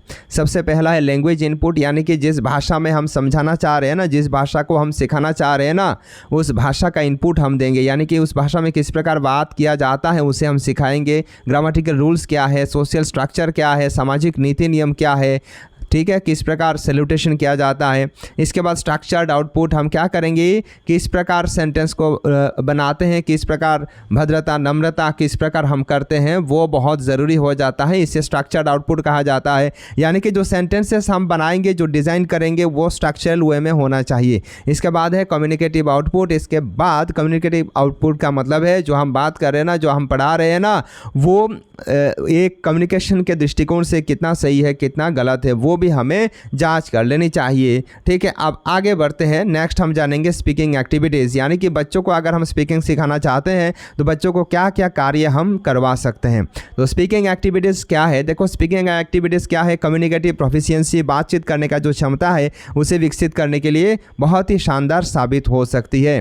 तो सबसे पहला है, हम बच्चों को फ्रीली बात करने का मौका देंगे, तब जाकर के बच्चों का स्पीकिंग एबिलिटी इंप्रूव होगा। इसके साथ साथ बच्चों को किस प्रकार ग्रीटिंग करना चाहिए, इनफॉर्मल रिक्वेस्ट में बच्चे किस प्रकार बात करेंगे वो भी हम सिखाएंगे। पर्सनल इन्फॉर्मेशन के बारे में हम पूछेंगे, गल्प कहानियाँ हम शेयर करेंगे। इसके साथ साथ बच्चों से भी हम सुनने का प्रयास करेंगे, उनका एक्सपीरियंसेस क्या क्या रहा है, कहीं अगर वो टूर करने के लिए गए हैं तो वहाँ किस प्रकार अनुभव उनको प्राप्त हुआ है, उसके बारे में हम सवाल पूछ सकते हैं। तो बच्चा फ्रीली बताएगा, तब जाकर के निसंकोच होकर के बच्चा जब बोलेगा तब जाकर के उसका स्पीकिंग एबिलिटी बढ़ेगा। इसके साथ साथ इंटरेस्ट हमें देना चाहिए, बच्चों का जो कथन है, बच्चों का जो कहानी है, उनको सुनने में हमें दिलचस्पी रुचि दिखानी चाहिए। तब जाकर के बच्चे हमें बहुत ही ध्यान से बहुत शानदार तरीके से समझाने का प्रयास करेंगे, कहानी शेयर करेंगे, कोई हिचकिचाहट नहीं रहेगा बच्चों के बीच में। ठीक है, इसके बाद देखो प्रोनाउंसिएशन प्रैक्टिस सेशन, हम क्या करेंगे, किस शब्द को किस प्रकार बोला जाता है, प्रोनाउंसिएशन प्रैक्टिस, उच्चारण का प्रैक्टिस सेशन हम रखेंगे बच्चों को अलग करके, तब जा करके बच्चों का स्पीकिंग एबिलिटी बढ़ेगा। इसके साथ साथ जो शिक्षार्थी हैं, शिक्षार्थी को हम प्रेशराइज नहीं करेंगे जवाब जल्दी जल्दी देने के लिए, ये बहुत गलत चीज़ है। जब भी आप बच्चों से सवाल पूछ रहे हो ना, बच्चों से जवाब आप मांग रहे हो ना, तो इनको प्रेशर मत दो, ये फ्रीली जवाब देंगे, ऐसा आप सिचुएशन क्रिएट करो। इसके साथ साथ ऑडियो लिंगुअल ड्रिल, यानी कि हम पहले बोलेंगे, बच्चे फिर हमारे साथ साथ बोलेंगे, कुछ इस प्रकार ऑडियो लिंगुअल ड्रिल्स का भी हम बंदोबस्त करेंगे कक्षा में। Learners should be asked to describe a picture, एक पिक्चर को हम दिखाना चाहेंगे क्लास में, कक्ष में हम एक पिक्चर दिखाएंगे और बच्चों को इसके बारे में एक्सप्लेन करने के लिए बोलेंगे, इसके बारे में डिटेल में विस्तारित बताने के लिए, समझाने के लिए बोलेंगे। तो बच्चों का स्पीकिंग स्किल, स्पीकिंग एबिलिटी बढ़ेगा। इसके साथ साथ टंग ट्विस्टर का इस्तेमाल हम करेंगे। ठीक है, तो इसमें ये देखो कुछ इस प्रकार टंग ट्विस्टर इंग्लिश का अगर हम यूज़ करेंगे तो sister shoes shoes shorts for soldiers, तो इस प्रकार ये देखो इसमें एस वाला साउंड आ रहा है, कच्चा हुआ पपीता पका पपीता, कच्चा पपीता पका पपीता, कुछ इस प्रकार आप हिंदी वाला भी टंग ट्विस्टर्स यूज़ कर सकते हो। तो इनको अगर हम यूज़ करेंगे तो बच्चों का कम्युनिकेशन इंप्रूव होगा, बोलने का तरीका अच्छा होगा। ठीक है, अब आगे बढ़ते हैं। नेक्स्ट हम जानेंगे कि स्पीकिंग स्किल बच्चों का सही हो रहा है कि सही नहीं हो रहा है, हम इसको किस प्रकार एसेस करेंगे। तो फंक्शंस ऑफ स्पीकिंग, सबसे पहले हम जानेंगे कि स्पीकिंग का फंक्शन क्या है, कार्य क्या है। सबसे पहले देखो स्पीकिंग का कार्य है कि स्पीच को इम्प्रूव करना, हम जो बोलते हैं, जो बताते हैं, उसको और बेहतर बनाने के लिए स्पीकिंग बहुत आवश्यक है। और स्पीकिंग क्या करता है, आइडियाज़ को अलग अलग वे में, डिफरेंट वे में ऑर्गेनाइज करने का मौका हमें देता है, इसीलिए स्पीकिंग बहुत इंपॉर्टेंट हो जाता है। और थर्ड पॉइंट है कि स्पीकिंग जो है, ये स्पीकिंग हमें क्या करता है, प्रोनाउंसिएशन को, उच्चारण को सही बनाने के लिए मददगार साबित होता है। कहाँ हमें स्ट्रेस देना चाहिए वहाँ हम स्ट्रेस देते हैं, स्पीकिंग की मदद से ही वो काम करते हैं। इसके बाद इंटोनेशन कैसा रहेगा, रिदम कैसा होगा, एक बातचीत करने में, एक भाषण में, एक कम्युनिकेशन में हम किस प्रकार रिदमिक वे में बात करेंगे, ये स्पीकिंग खुद हम जब करेंगे तभी ये सब चीज़ इंप्रूव होगा। ठीक है, तो इसीलिए स्पीकिंग बहुत इंपॉर्टेंट है और स्पीकिंग का ये सब कार्य है, फंक्शंस है। अब आगे हम जानेंगे कि रीडिंग स्किल के बारे में। ठीक है, तो इन चीज़ों को हम जब क्या करेंगे, मैं बैक करके आपको समझा देता हूँ। एसेसिंग स्पीकिंग स्किल्स, एक बच्चा का अंदर जब इन सारे स्किल्स को आपको मिलेगा ना, तब आप ये इन स्किल्स की मदद से इन चीज़ को आप जब फोकस करोगे, जब जांच करोगे, तब आपको समझ में आएगा, तब आप एसेस कर पाओगे कि बच्चा का स्पीकिंग स्किल कहाँ तक सही है या नहीं है, अभी तक बच्चा को क्या क्या करना है, क्या क्या प्रैक्टिस करने से बच्चा और शानदार तरीके से स्पीकिंग स्किल को अचीव करेगा। ये हम कुछ इस प्रकार समझ सकते हैं, एसेस कर सकते हैं। अब हम जानेंगे रीडिंग स्किल के बारे में। इसके बाद वाला स्किल है रीडिंग स्किल, पठन क्षमता। तो रीडिंग स्किल बहुत ही ज़रूरी होता है, क्योंकि रीडिंग स्किल के माध्यम से ही हम रिसीव करते हैं जो स्पीकर, जो राइटर चाहते हैं वो रिटन फॉर्म में हम राइटर की जो भावना है, राइटर की जो थॉट है उसे हम रिसीव करते हैं। ठीक है, उनका जो लेखनी है उसको हम डिकोड करते हैं, उसका मीनिंग हम जानते हैं, उनका जो शब्दावली है, उनका जो वाक्य रचना है वो हम सब कुछ सीखते हैं, सब कुछ जानते हैं, सब कुछ डिकोड करते हैं रीडिंग के माध्यम से। अब आगे हम जानेंगे कि रीडिंग क्यों हम बच्चों को पढ़ाते हैं, रीडिंग पढ़ाने का उद्देश्य क्या है। सबसे पहला उद्देश्य है कि रीडिंग हम जब करवाते हैं तो बच्चों का जो प्रोनाउंसिएशन है ये सही होता है, बच्चे सही तरीके से उच्चारण कर पाते हैं, बच्चे शब्दों का सही अर्थ समझ पाते हैं, बच्चे सही तरीके का इन्फॉर्मेशन प्राप्त कर सकते हैं। इसके साथ साथ हम जब रीडिंग पढ़ाते हैं तो बच्चा शब्दार्थ सीख सकता है, ग्रामर व्याकरण सीख सकता है, इसके साथ साथ वाक्य किस प्रकार बनाया जाता है यानी कि सिंटैक्स को भी सीख सकता है। इसके साथ साथ देखो रीडिंग का उद्देश्य होता है कल्चरल नॉलेज एंड अवेयरनेस को शेयर करवाना। ठीक है, पढ़ करके हम क्या कर सकते हैं, कोई एक जाति के बारे में, कोई एक संस्कृति, कोई एक सभ्यता के बारे में हम जान सकते हैं। इसके बाद देखो speed and skills needed in real life situations, हम क्या कर सकते हैं बातचीत करने में, किस प्रकार हमें पढ़ने में, रियल लाइफ सिचुएशन में कहाँ क्या हमें करना चाहिए उसको भी हम जानने के लिए ये रीडिंग पर फोकस करते हैं। इसके बाद साधारण ज्ञान, सामान्य ज्ञान को समझने के लिए और मेंटल हॉरिजन यानी कि हमारी जो दिमागी शक्ति है, दिमागी जो हॉरिजन है इसे और विस्तृत करने के लिए हमें पढ़ाया जाता है। ठीक है, तो ये रीडिंग स्किल का उद्देश्य है। अब आगे हम जानेंगे कि रीडिंग स्किल का कंपोनेंट्स यानी कि रीडिंग स्किल में क्या क्या समाहित है, क्या क्या शामिल है। तो रीडिंग स्किल में 3 चीज़ शामिल है। सबसे पहला है कि जो लिखा गया है प्रिंटेड फॉर्म में या फिर कोई हाथ से मैन्युस्क्रिप्ट हो उसमें सिंबॉलिक वे में यानी कि सिंबल्स क्या क्या लगाया गया है, ग्राफिक्स मार्क्स यानी कि लेटर्स क्या क्या है उसे हमें समझना चाहिए। इसके बाद होता है कि जो हम समझ रहे हैं ना, जो लिखा हुआ है उसका अर्थ हमें समझना चाहिए और इसे किस शब्द को कैसे बोलना चाहिए, कैसे उच्चारण करना चाहिए, कैसे साउंड निकालना चाहिए वो भी हमें समझनी चाहिए। इसके बाद वाला पॉइंट है कि साउंड का अर्थ क्या होगा, किस शब्द का क्या अर्थ है। ठीक है, किस शब्द का धारणा एब्स्ट्रैक्ट अगर कोई मीनिंग है तो वो क्या है वो हमें विजुअलाइज करना चाहिए। कोई धारणा है, कोई सेंस है, उसे विजुअलाइज करना चाहिए। तो ये होता है रीडिंग का कंपोनेंट्स। अब आप आगे हम जानेंगे कि कैसे हम बच्चों को टीचिंग कर सकते हैं रीडिंग के बारे में। ठीक है, रीडिंग को कैसे हम टीच कर सकते हैं। तो सबसे पहला है 2 मेथड हम यहाँ डिस्कस करेंगे। एक नंबर मेथड है लेटर मेथड और दूसरा मेथड है नॉन लेटर मेथड। तो सबसे पहले हम जानेंगे लेटर मेथड क्या है। अल्फ़ाबेटिक मेथड में क्या है, सबसे पहले हमें बच्चों को क्या सिखाना चाहिए, बच्चों को शब्द सिखाने से पहले हमें अक्षर के बारे में ज्ञान देना चाहिए, अक्षर सिखाना चाहिए। आपने हिंदी सीखा है तो सबसे पहले आपने हिंदी अक्षरों को ओ आ छोटी बड़ी को सीखा है। आपने अगर इंग्लिश सीखा है, इंग्लिश आपको लिखना आता है, पढ़ना आता है, तो इसका मतलब आपने ABCD EFGH आपने सीखा हुआ है। ठीक है, इसके बाद हम क्या करेंगे, पहले वर्ण सिखाएंगे, इसके बाद फ्रेजेस सिखाएंगे, सेंटेंसेस सिखाएंगे, जैसे कि नाइफ, मैन, पेन, ये सब हम सिखाएंगे। ठीक है, तो ये होता है लेटर मेथड। इसके बाद देखो फोनिक मेथड, और एक मेथड है लेटर मेथड के अंतर्गत, और एक मेथड है जिसे कहते हैं फोनिक मेथड, यानी कि यहाँ साउंड पर ज़्यादा बल दिया जाएगा। ठीक है, किसका क्या साउंड होता है, उनका नाम के अलावा हम किसका क्या साउंड है उस पर ज़्यादा ध्यान देंगे। जैसे कि कैट ये जो शब्द है इसमें सी क का साउंड दे रहा है तो ये हम समझाएंगे, और कानपुर या फिर कर्नाटक अगर हम लिखेंगे तो यहाँ के क का साउंड दे रहा है, तो एक जगह सी क का साउंड देता है और एक जगह के क का साउंड देता है। ये हम जब समझाते हैं तो इसे हम फोनेटिक मेथड कहते हैं। अब हम जानेंगे नॉन लेटर मेथड के बारे में। सबसे पहला मेथड है वर्ड मेथड, यानी कि यहाँ हम कुछ पिक्चर्स को बच्चों को दिखाएंगे और किस पिक्चर को क्या कहा जाता है वो हम इंग्लिश भाषा में अगर हम पाठदान करना चाहते हैं, इंग्लिश भाषा अगर हम टारगेट लैंग्वेज लेकर के गए हैं, L2 है, तो हम इंग्लिश में समझाएंगे, साथ साथ इसका हिंदी में बांग्ला में अर्थ भी बोल देंगे। तो बच्चा क्या करेगा, पिक्चर्स को देख करके समझ जाएगा। तो ये वर्ड मेथड कहलाता है। इसके बाद फ्रेज मेथड। फ्रेज मेथड में क्या है, एक एक फ्रेज को हम समझाएंगे बच्चों को, जैसे कि in the shop, over the head, ये सब हम जब समझाएंगे और किसका क्या अर्थ है उसको मातृभाषा में समझाएंगे, बोलेंगे, तब जाकर के बच्चा समझ जाता है। यहाँ लेटर का प्रयोग नहीं हो रहा है, इसीलिए ये दोनों मेथड को क्या कहा जाता है, नॉन लेटर मेथड कहा जाता है। इसके बाद वाला मेथड है, पद्धति है सेंटेंस मेथड। यहाँ हम क्या करेंगे, एक कंप्लीट सेंटेंस को बच्चों को सिखाएंगे, जैसे कि I am going to school every day, मैं हर रोज़ विद्यालय जाता हूँ। आई एट मैंगोज़, मैं आम खाता हूँ, खाती हूँ। कुछ इस प्रकार हम सेंटेंसेस को अब बच्चों को सिखाएंगे। किस सेंटेंस को कैसे पढ़ा जाता है वो सिखाएंगे। इसके बाद स्टोरी मेथड में क्या है, एक बच्चे को क्या करेंगे, एक कहानी को हम पढ़ाएंगे। ठीक है, छोटा छोटा कहानियों से शुरू करेंगे, इसके बाद धीरे धीरे कहानियों को भी बड़ा करते चलेंगे। तो यह होता है नॉन लेटर मेथड। हमें आशा है आपको इन सारी पद्धतियों के बारे में बिल्कुल कोई अब दुविधा नहीं है। अब हम आगे बढ़ते हैं रीडिंग स्किल का। अब स्टेजेस हम देखेंगे, स्टेजेस इन रीडिंग।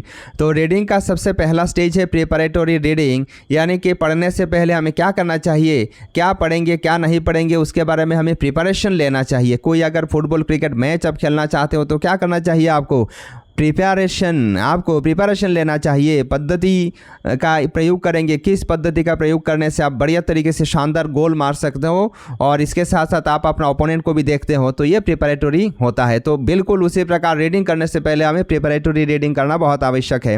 अर्थात इस स्टेज में क्या होता है, किस भाषा में आप पढ़ाई करने जा रहे हो, किस भाषा का कोई पैराग्राफ कोई कहानी पढ़ने जा रहे हो, उस भाषा के बारे में आपको ज्ञान होना चाहिए। उस भाषा का जो स्ट्रक्चर है, वाक्य किस प्रकार बनाया जाता है, ठीक है, किस शब्द का क्या अर्थ है, उसका वोकेबुलरी, फ्रेजेस, वर्ड्स का मीनिंग आपको जानना चाहिए। ठीक है, इसके बाद देखो प्रोडक्टिव रीडिंग। तो एक नंबर है प्रोडक्टिव रीडिंग। प्रोडक्टिव रीडिंग क्या है, जिस रीडिंग को करके हम कुछ प्रोडक्ट कर सकते हैं, हम कुछ समझ सकते हैं बढ़िया तरीके से, उसे प्रोडक्टिव रीडिंग कहा जाता है। जैसे कि letters and words are emphasised in this stage. यहाँ क्या किया जाता है प्रोडक्टिव रीडिंग में, वर्ण को, अक्षरों को, इसके साथ साथ शब्दों को ज़्यादा जोर दिया जाता है। और दूसरा है habit of reading is formed in this stage. और इस प्रोडक्टिव स्टेज में, प्रोडक्टिव रीडिंग स्टेज में क्या किया जाता है, रीडिंग का जो आदत है उसे विकसित करने का प्रयास किया जाता है, याद रखिएगा। इसके बाद में है इमेजिनाइजेशन रियलाइजेशन। तो इमेजिनेशन रियलाइजेशन में क्या होता है, in this stage reading becomes vigorous. यहाँ क्या होता है, ये जो इमेजिनेशन रियलाइजेशन वाला पद्धति है ना, यहाँ जो रीडिंग है ये रीडिंग बन जाता है बिगोरास। बिगोरास का मतलब होता है बहुत ही यशस्वी हो जाता है, बहुत ही शक्तिशाली हो जाता है। यानी कि आपने पढ़ करके आगे का ये जो दोनों स्टेप्स है इनको पूरा करके आए हैं, तो आप यहाँ आराम से इत्मीनान से पढ़ पाते हो। रीडिंग आपके लिए कोई बात नहीं, एकदम बाया हाथ का खेल हो गया है। In this stage learners become accustomed to use of books. यहाँ क्या है, बच्चे पूरा समझ गए हैं किताबों को किस प्रकार पढ़ा जाता है, किताबों का कंटेंट किस प्रकार देखा जाता है, इंडेक्स को हमें चेक करना चाहिए, इसके बाद पढ़ना चाहिए, वो सारा का सारा बुक पढ़ना सीख गए हैं। ठीक है, तो ये होता है स्टेजेस इन रीडिंग। अब आगे हम जानेंगे टाइप्स ऑफ रीडिंग। कुछ पढ़ने का तरीका है, उन तरीकों के बारे में जानेंगे। तो सबसे पहले 4 भागों में हम डिवाइड कर सकते हैं रीडिंग को। तो रीडिंग का ये 4 भाग क्या है, सबसे पहला है लाउड रीडिंग। जब आप एक टेक्स्ट को कुछ इस प्रकार, यहाँ मान लो ये टेक्स्ट है और इस टेक्स्ट को आप बोल बोल के जब पढ़ोगे तब इसे लाउड रीडिंग कहा जाएगा। दूसरा है साइलेंट रीडिंग। यहाँ कुछ लिखा हुआ है, आप एक नॉवेल पढ़ रहे हो या फिर कोई प्रेमचंद की कहानी पढ़ रहे हो, कश्मीरी सेब मान लो आप पढ़ रहे हो, तो यहाँ आप क्या कर रहे हो ना, सिर्फ अपनी आंखों से इधर से आप कुछ इस प्रकार पढ़ते हुए जा रहे हो, कहानी को पूरा यहाँ तक आपने ख़त्म कर लिया, लेकिन मुंह से आप होठ हिला हिला करके कुछ बोल नहीं रहे हो, तो ये होता है साइलेंट रीडिंग। विशेष करके हम जब न्यूज़पेपर पढ़ते हैं तो उसमें हम साइलेंट रीडिंग का यूज़ करते हैं। आगे बढ़ते हैं, नेक्स्ट होता है इंटेंसिव रीडिंग। तो इंटेंसिव रीडिंग क्या है, आप थोड़ा जल्दी जल्दी पढ़ रहे हो ना, कोई भी आपको पॉइंट दिया गया है या फिर न्यूज़पेपर है, आप विशेष उद्देश्य लेकर के पढ़ रहे हो। ठीक है, आप जल्दी जल्दी पढ़ रहे हो, हर एक शब्द को उतना ध्यान नहीं दे रहे हो, इंपॉर्टेंट पॉइंट्स को आप ध्यान दे रहे हो, तो ये इंटेंसिव रीडिंग कहलाता है। और चौथा है एक्सटेंसिव रीडिंग। एक्सटेंसिव रीडिंग क्या है, मान लो यहाँ ये कहानी है, प्रेमचंद की कहानी है, इस कहानी को आप एकदम एक एक शब्द को ध्यान से पढ़ रहे हो, एक एक शब्द का अर्थ समझने का प्रयास कर रहे हो, तब ये एक्सटेंसिव रीडिंग व्यापक पठन कहलाता है। ठीक है, तो हमें आशा है चारों ये पद्धति को आपने समझ लिया है। अब आगे हम इनके बारे में और विस्तार से जानेंगे। सबसे पहला है लाउड रीडिंग। तो लाउड रीडिंग के बारे में मैंने तो बता ही दिया है, आपको समझ में आ गया होगा। तो लाउड रीडिंग को हम अलाउड रीडिंग या फिर ओरल रीडिंग भी बोलते हैं। तो लाउड रीडिंग का उद्देश्य क्या है, देखो लाउड रीडिंग हम जब करते हैं ना, तो उसमें हम एक साथ शब्द को आंखों से देखते हैं और मुंह से बोलते हैं, और बोलने के बाद हम कान से भी सुनते हैं। इसीलिए क्या है, हम जब लाउड रीडिंग करते हैं तो हमारा उच्चारण भी सटीक होता है, और उच्चारण सटीक है या बेठीक है तो उसको भी हम कानों से सुन लेते हैं, तो बड़ा अच्छा होता है ये बच्चों के लिए। ठीक है, लेकिन लाउड रीडिंग में एनर्जी ज़्यादा वेस्ट होता है, ज़्यादा शक्ति लगता है, इसीलिए आपको अगर लंबी समय तक पढ़ना है तो बाद में हमें साइलेंट रीडिंग में जो है शिफ्ट करना पड़ता है।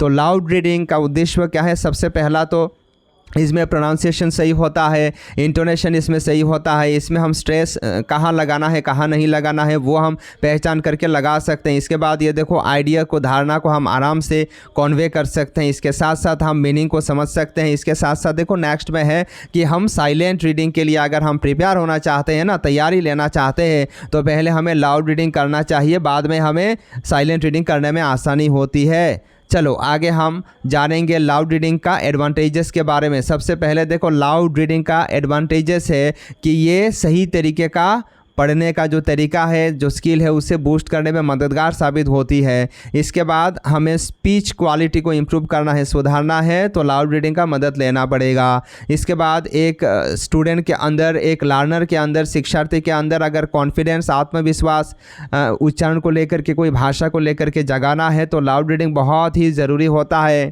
ठीक है, उसमें पोज कहाँ लेना है, कहाँ पोज नहीं लेना है, वो सब लाउड रीडिंग के माध्यम से ही एनहेंस होता है, विकसित होता है, याद रखिएगा। इसके बाद ये जो अभी पढ़ाई करना शुरू कर रहे हैं ना, यानी कि छोटे छोटे बच्चों के लिए ये बहुत ही मददगार साबित होता है। इसके बाद इसका कुछ डिसएडवांटेजेस भी है, जैसे कि ये अगर हम आनंद के साथ पढ़ना चाहते हैं तो लाउड रीडिंग में वो आनंद नहीं मिलता है। ये आनंद का पूरा सोर्स नहीं है, यहाँ बड़ा हैरान लग जाता है, थोड़ी देर पढ़ने के बाद हम थक जाते हैं। इसके बाद देखो बाद में, यानी कि भविष्य में हम जब बड़ा हो जाते हैं, जब हमारा उम्र ज़्यादा हो जाता है, तब ज़्यादा दिन तक हम इस प्रकार लाउड रीडिंग का इस्तेमाल नहीं कर सकते हैं। कहीं ना कहीं हमें क्या करना पड़ता है, हमें शिफ्ट लेना पड़ता है किसमें, साइलेंट रीडिंग में। इसीलिए ज़्यादा दिनों तक इसे हम इस्तेमाल नहीं कर सकते, ये बिल्कुल सही बात है। इसके बाद एक्सटेंसिव रीडिंग के लिए ये एक अंतराय है, यानी कि इसमें अगर आप हर एक एक शब्द को पढ़ने जाओगे तो एक नॉवेल आप कितने दिन में समाप्त करोगे। ऑन द अदर हैंड अगर आप साइलेंट में पढ़ोगे तो बहुत जल्दी ये ख़त्म हो जाएगा। तो ये था कुछ लाउड रीडिंग का डिसएडवांटेज। अब हम जानेंगे नेक्स्ट साइलेंट रीडिंग के बारे में। तो साइलेंट रीडिंग क्या है ऑलरेडी मैंने आपको समझा दिया है। अब चलो इनका उद्देश्य हम जान लेते हैं। याद रखिएगा, लाउड रीडिंग से ज़्यादा तीव्र होता है साइलेंट रीडिंग, यानी कि ज़्यादा जल्दी जल्दी हम चीज़ों को कंप्लीट कर सकते हैं पढ़ करके। तो लाउड रीडिंग के बाद साइलेंट रीडिंग का उद्देश्य क्या है?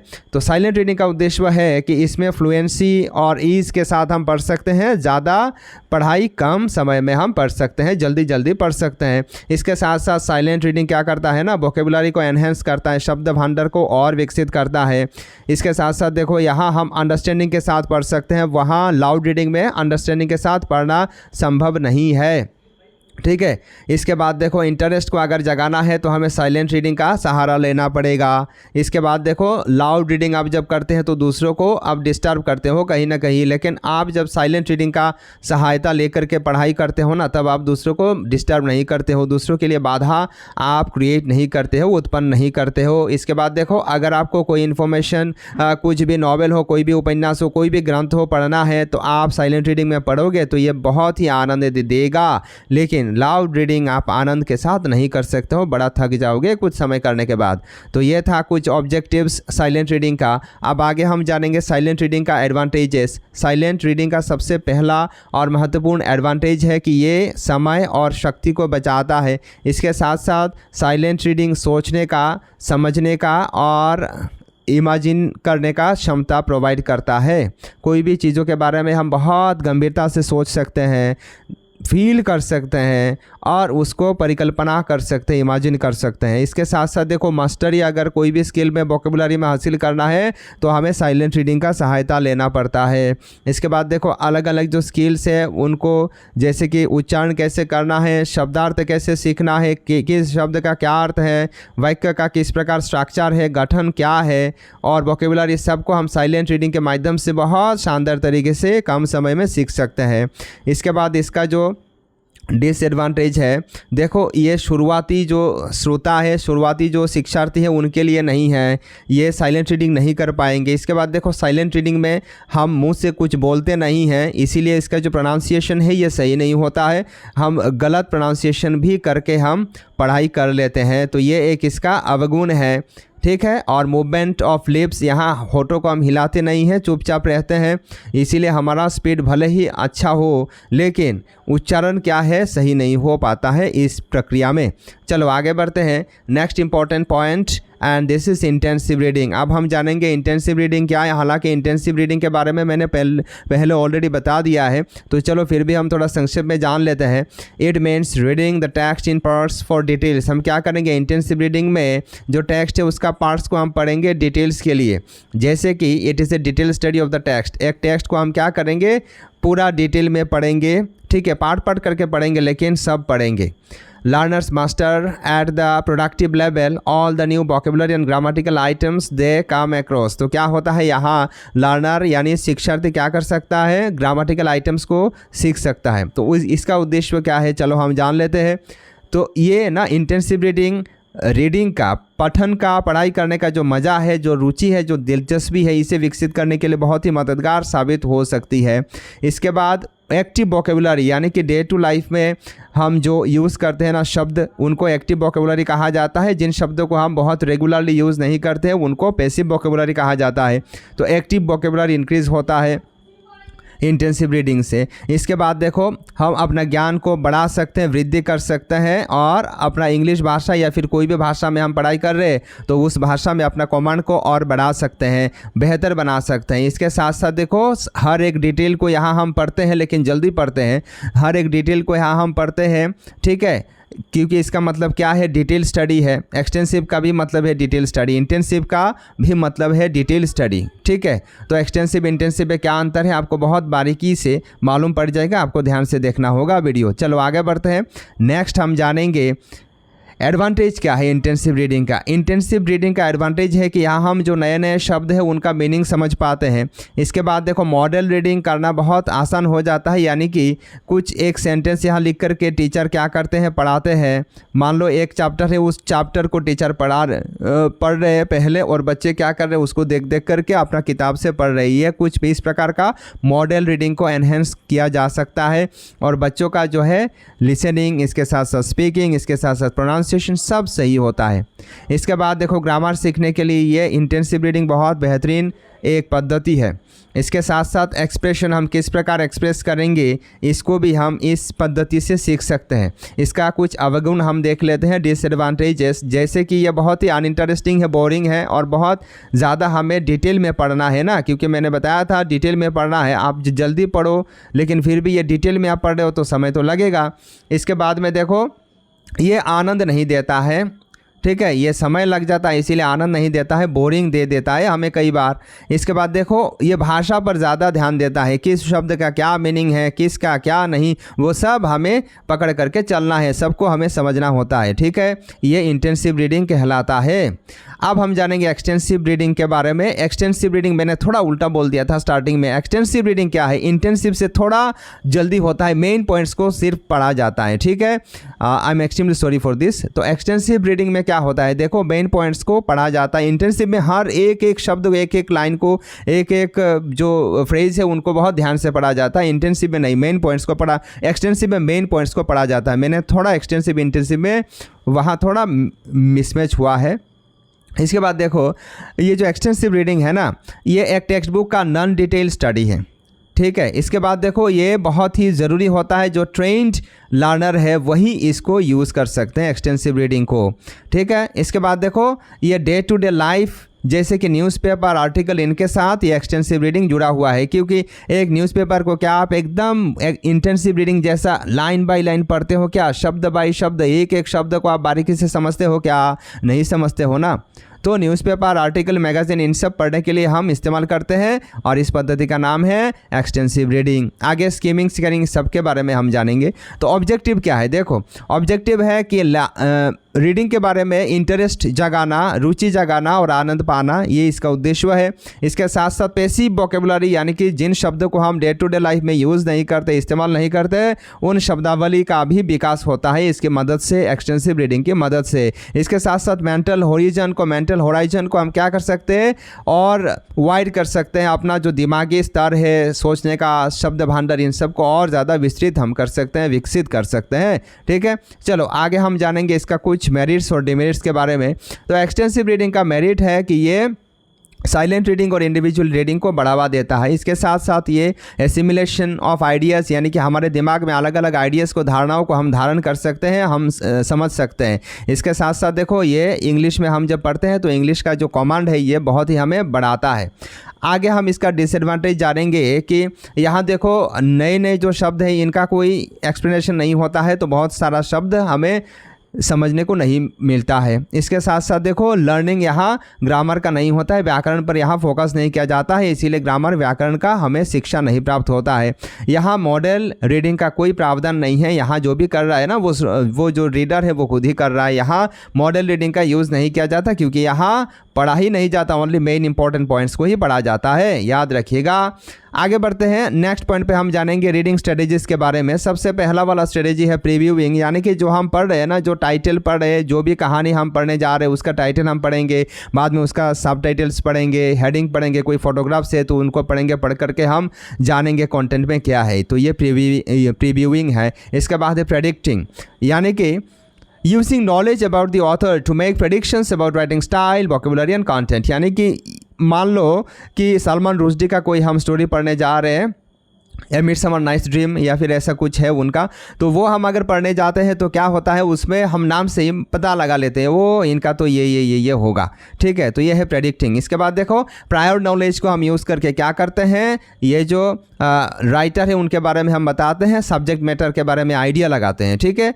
चलो आगे बढ़ते हैं, नेक्स्ट पॉइंट पे हम जानेंगे स्किमिंग के बारे में। स्किमिंग के और स्कैनिंग के बारे में देखो, it is quick survey of the text to get main idea. Skimming किस लिए किया जाता है, एक टेक्स्ट को क्विकली देखा जाता है मेन आइडिया को प्राप्त करने के लिए, याद रखिएगा। It is A fast reading activity. ये स्किमिंग क्या है, बहुत जल्दी जल्दी किया जाने वाला एक रीडिंग एक्टिविटी है। In this strategy unwanted chunks are left out. यहाँ क्या किया जाता है, जो अनवांटेड चंक्स से, अनवांटेड इन्फॉर्मेशन से उनको पढ़ा नहीं जाता, उनको छोड़ दिया जाता है।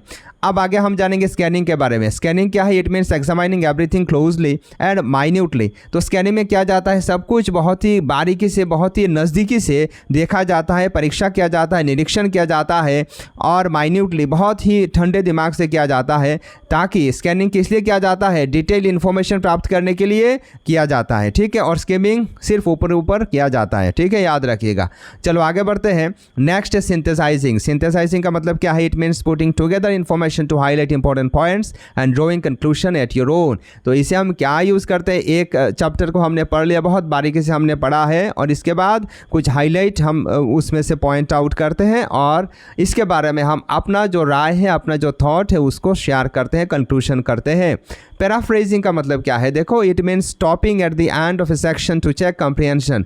क्या है, मान लो कि यहाँ एक पैराग्राफ है, यहाँ हम एक स्टोरी पढ़ रहे हैं, उसका एक पैराग्राफ को हमने पढ़ लिया, तो पैराग्राफ को पढ़ने के बाद हम रुक जाएंगे और क्या करेंगे, हमने कहाँ तक समझा, कहाँ तक सीखा, कहाँ तक हमें समझ में आया, उसको जांच करेंगे, फिर अगला पैराग्राफ पर बढ़ेंगे आगे, ठीक है। तो ये पैराफ्रेजिंग कहा जाता है। It is to get the main idea in details in your own words. तो हम अपने शब्दों के बारे में भी डिटेल आइडिया प्राप्त करने के लिए कई बार ये पैराफ्रेजिंग करते हैं, पढ़ के देखते हैं हमने जो लिखा है ये सही हुआ है या नहीं हुआ है। It is like talking to one self. और ये क्या है, पैराफ्रेजिंग कुछ इस प्रकार का है कि जो सेल्फ टॉक है ना, या फिर प्राइवेट स्पीच है, वाइगोत्स्की का जो थ्योरी में हमने पाया था, कुछ इस प्रकार ये है, ठीक है। तो हमें आशा है आपको समझ में आ गया होगा। अब रीडिंग एक्टिविटीज़ हम किस प्रकार डिज़ाइन कर सकते हैं, यहाँ देखो रीडिंग एक्टिविटीज़ का कुछ इस प्रकार हमने डिज़ाइन किया हुआ है। हालांकि इसके बारे में हमने ऑलरेडी डिस्कस किया है कि प्री रीडिंग एक्टिविटीज़ है, व्हाइल रीडिंग एक्टिविटीज़ है, ठीक है। तो प्री रीडिंग में क्या क्या शामिल है, प्रेडिक्शन,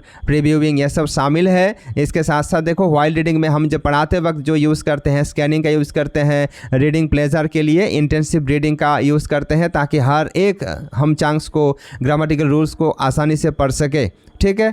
अब हम आगे राइटिंग स्किल के बारे में जानेंगे। तो सबसे पहले राइटिंग स्किल के बारे में जानेंगे कि गुड हैंड राइटिंग का कैरेक्टरिस्टिक्स क्या है। तो याद रखिएगा, सबसे पहला कैरेक्टरिस्टिक है लेटर स्टाइल एंड यूनिफॉर्मिटी, यानी कि एक एक जो व्यक्ति लिखते हैं ना, उनका लिखने का जो तरीका है ये यूनिफॉर्म होना चाहिए, अलग तरीके का होना चाहिए। लेजिबिलिटी, यानी कि जो बच्चा लिख रहा है या फिर हम जो लिखते हैं वो दूसरे पढ़ पाते हैं कि नहीं, इस पर हमें ध्यान देना चाहिए। स्पेसिंग, यानी कि हम जो लिख रहे हैं ना, लिखने में स्पेसिंग सही तरीके से देना चाहिए, जो दूरी है शब्दों के बीच में, वर्ण के बीच में, वो सही होना चाहिए। साइज़, यानी कि हम जो लेटर लिख रहे हैं ना, उनका जो समानता है, उनका जो साइज़ वो एक समान होना चाहिए, तब जा कर के राइटिंग बहुत ही अच्छा होता है।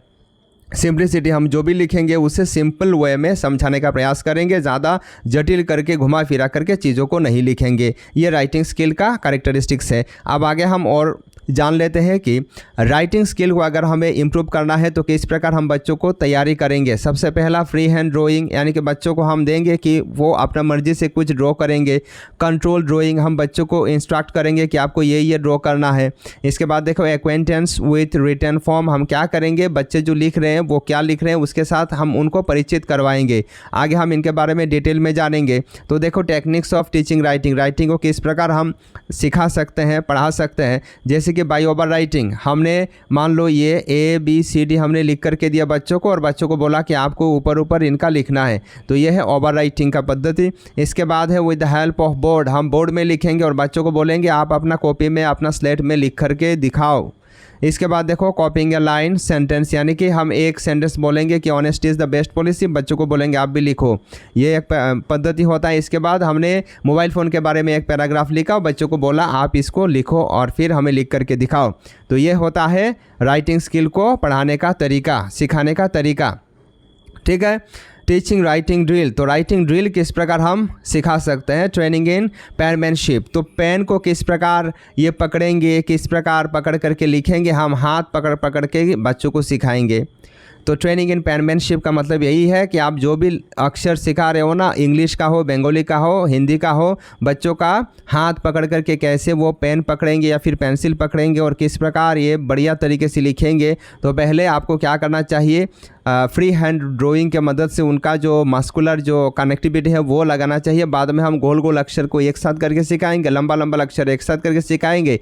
इस प्रकार जब हम सिखाएंगे तो बच्चे क्या करेंगे, ध्यान से शब्द को वर्ण को लिख सकेंगे। ठीक है, आगे बढ़ते हैं। नेक्स्ट हम जानेंगे कि कॉपिंग टेक्स्ट। यहाँ क्या है कि हम एक टेक्स्ट देंगे, बच्चे क्या करेंगे, कॉपी करेंगे, देख देख करके आराम से आस्ते आस्ते लिखेंगे, क्योंकि पहले बच्चे उतना जल्दी नहीं लिख पाएंगे, आस्ते आस्ते आहिस्ता आहिस्ता लिखेंगे।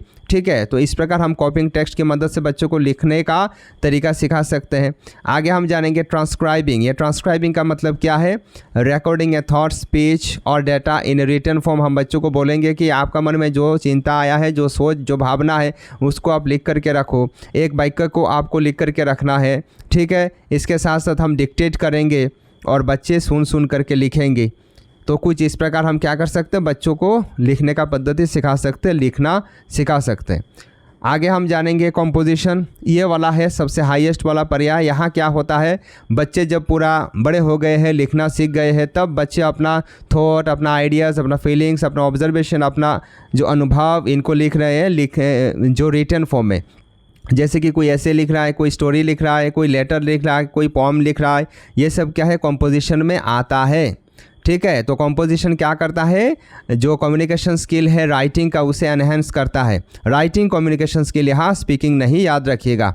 इसके बाद ये जो कंपोजिशन है, कंपोजिशन क्या करता है, वोकेबुलरी को सही तरीके से इस्तेमाल करना सिखाता है। तो इसका यानी कि कंपोजिशन का जो प्रिंसिपल है, ये दो प्रिंसिपल पर आधारित है। जैसे कि डेवलपमेंट ऑफ कॉन्सेप्ट्स, यूनिटी यानी कि कॉन्सेप्ट जो धारणाओं का यूनिटी है, ये बहुत ज़रूरी होता है। एक एक पैराग्राफ को किस प्रकार बच्चा ऑर्गेनाइज करता है, ये बहुत महत्वपूर्ण हो जाता है। इसके बाद है डेवलपमेंट ऑफ प्रोसेस राइटिंग, यानी कि आइडियाज़ को किस प्रकार हम लॉजिकल सीक्वेंस में प्रेजेंट करते हैं, वो भी कंपोजिशन में देखा जाता है। तो शुरुआत में क्या होता है, एक जो शिक्षार्थी है वो कुछ ही सेंटेंस को लिख पाएगा बढ़िया तरीके से, गाइडेड मदद के साथ। वो टीचर मदद करेंगे, टीचर कंट्रोल एक्टिविटीज़ की मदद से वो कर पाएगा। इसके बाद में प्रैक्टिस करते करते बच्चा क्या करेगा, उसमें मास्टरी हासिल करेगा। इसके बाद वो आराम से खुद अपना कंपोजिशन बना सकेगा। ठीक है, खुद वो अपना मन का जो शब्द, मनपसंद शब्द को यूज़ करेगा, वाक्य को यूज़ करेगा और अपने आप को फ्रीली एक्सप्रेस कर पाएगा। ठीक है, अब हम प्रीवियस ईयर क्वेश्चन प्रैक्टिस करेंगे, क्योंकि प्रीवियस ईयर क्वेश्चन प्रैक्टिस करने से ही आपको मालूम पड़ेगा इन टॉपिक से किस प्रकार क्वेश्चन पूछा जाता है। तो चलो स्टार्ट करते हैं। Question number 1, which one of the following is comprehensible input in language learning at the secondary stage. तो हमें बताना है कि कम्प्रिहेंसिबल इनपुट सेकेंडरी स्टेज में बच्चों के लिए क्या होगा। Option A, N authentic text slightly above the level of the learner, यानी कि जो शिक्षार्थी हैं उनका जो अंडरस्टैंडिंग का क्षमता है जो समझने का क्षमता है उस क्षमता से थोड़ा ऊपर हम क्या करेंगे, एक ऑथेंटिक यानी कि एक शुद्ध टेक्स्ट उनको देंगे और यही होगा कॉम्प्रिहेंसिबल इनपुट, क्योंकि उनका जो अंडरस्टैंडिंग लेवल है उस अंडरस्टैंडिंग लेवल से थोड़ा ही कठिन हम क्या करेंगे, एक ऑथेंटिक टेक्स्ट देंगे। तो इस प्रकार अगर हम देंगे तो ये सेकेंडरी पर्याय में, सेकेंडरी स्टेज में सबसे अच्छा इनपुट रहेगा बच्चों के लिए। क्योंकि कॉम्प्रिहेंसिबल इनपुट का अगर हम मतलब देखेंगे तो comprehensible input is language input that can be understood by listeners despite them not understanding all the words and structures in it. यानी कि कॉम्प्रिहेंसिबल लैंग्वेज इनपुट का मतलब है ऐसा कुछ भाषा सामग्री जिनको श्रोता या शिक्षार्थी द्वारा समझा जा सकता है। हाँ, उसमें हर एक शब्द को भले ही बच्चे ना समझ पाए लेकिन उसका जो ओवरऑल मीनिंग है उसे समझ पाते हैं, गेस कर पाते हैं, और इसका स्ट्रक्चर जो है, स्ट्रक्चर को भी हो सकता है बच्चे समझ ना पाए। तो इसी को ही कॉम्प्रिहेंसिबल इनपुट कहा जाता है। इसीलिए ऑप्शन ए होगा इस क्वेश्चन का सही जवाब। ऑप्शन बी में है an extract from a play by Shakespeare. William Shakespeare का एक प्ले से कोई अगर हम पार्ट या अंश उठा करके देंगे तो यह कॉम्प्रिहेंसिबल इनपुट नहीं होगा, क्योंकि हो सकता है विलियम शेक्सपियर का जो प्ले का भाषा है, जो स्ट्रक्चर है, यह बहुत ही कठिन होगा बच्चों के लिए और बच्चे सेकेंडरी प्रयास से उसे समझ ना सकेंगे। ठीक है, तो ये इसीलिए सही नहीं हो सकता। Option C an authentic text slightly below the level of the learner. यहाँ बच्चों का जो अंडरस्टैंडिंग लेवल है उससे नीचे टेक्स्ट देने की बात है, तो यह कॉम्प्रिहेंसिबल इनपुट नहीं होगा। ठीक है, option D a teacher developed story with her understanding of the level of learners grammar. यानी कि बच्चों का जो ग्रामर का ज्ञान है उसके हिसाब से एक कहानी का निर्माण किया है टीचर ने और उसी को देंगे, तो ये भी सही नहीं होगा, क्योंकि यहाँ ग्रामर का बहुत ज़्यादा रोल नहीं है, बच्चों को समझाने से मतलब है। आगे बढ़ते हैं, question number 2। A teacher gives a set of 10 words to different groups in her class. एक शिक्षिका ने अपनी कक्षा में क्या किया है, 10 शब्दों का एक कार्य दिया है अलग अलग ग्रुप में। She asks them to find words which can befriend the word and can have prefixes and suffixes to make a new word. इसके बाद इन्होंने बच्चों से पूछा या कहा कि ये जो शब्द है आपको ढूंढना है, ये आपके साथ दोस्ती स्थापन करवा सकती है और इन शब्दों में प्रेफिक्स का भी इस्तेमाल किया जाएगा। जैसे कि इम्पोर्टेंट के आगे अगर हम आन लगाएंगे तो ये अनइम्पोर्टेंट हो जाएगा, तो इम्पोर्टेंट ये एक शब्द है और अनइम्पोर्टेंट और एक शब्द है, तो कुछ इस प्रकार प्रेफिक्स का यूज़ करके नया शब्द को बनाया जाता है। सफिक्स का अगर हम देखेंगे तो मान लो इम्पोर्टेंट या फिर पोलाइट, तो पोलाइट के बाद ly लगाएंगे तो क्या होगा, ये पोलाइटली होगा। पोलाइटली होने से पोलाइट एक शब्द है, पोलाइटली और एक शब्द है, तो सफिक्स इस प्रकार शेष में लगाया जाता है एक शब्द का। What is this known as? तो ये जो कार्य शिक्षिका ने बच्चों को दिया है इसे क्या कहा जाता है? Option a word web. तो वर्ड वेब का मतलब क्या है, सबसे पहले हमें ये देखना पड़ेगा। Word web support student understanding by comparing and contrasting words and providing examples of word usage in context। तो वर्ड वेब क्या करता है, सपोर्ट करता है बच्चों का अंडरस्टैंडिंग को क्या करके, दो शब्दों में तुलना करके और कंट्रास्ट करके, ताकि बच्चे शब्दों का सही अर्थ भले ही पूर्ण रूप से ना समझ पाए लेकिन कॉन्टेक्स्ट में ये बच्चे समझ जाए, तो इसे वर्ड वेब कहा जाता है। ठीक है, इसके बाद ऑप्शन बी में देखो थीमेटिक वोकेबुलरी। तो पहले हम जानेंगे what is thematic vocabulary. Thematic vocabulary sets refer to the arrangement of a group of words that belong to a specific schema. तो थीमेटिक वोकेबुलरी क्या है, कुछ अरेंजमेंट है कुछ शब्दों का और इन शब्दों का जो मेन बेस है ये एक स्पेसिफिक स्कीमा से है, यानी कि परिवार, घर, विद्यालय, हॉस्पिटल, कुछ इस प्रकार जब हम शब्दों को इकट्ठा करने के लिए बच्चों को कार्य देंगे तो इसे थीमेटिक वोकेबुलरी कहा जाएगा। ठीक है, याद रखिएगा। इसके बाद नेक्स्ट है कोलोकेशन। तो ये कोलोकेशन का मतलब क्या है, collocations reveal restrictions on which words can go together and which words do not. तो कोलोकेशन क्या करता है, ये जो संभावना है, ये जो रेस्ट्रिक्शन है ना, रेस्ट्रिक्शन लगा देता है और किस शब्द को किसके साथ जाना चाहिए, किस शब्द को किसके साथ जाना नहीं चाहिए, यूज़ नहीं करना चाहिए, इसको कोलोकेशन इंडिकेट करता है। ठीक है, रिवील करता है, उसका जो नियम है उसको सबके सामने दर्शाता है। Collocations are not like grammar rules, लेकिन कोलोकेशन जो है ये ग्रामर का जो नियम है उन नियमों के अनुसार नहीं है, ग्रामेटिकल रूल्स जैसा नहीं है।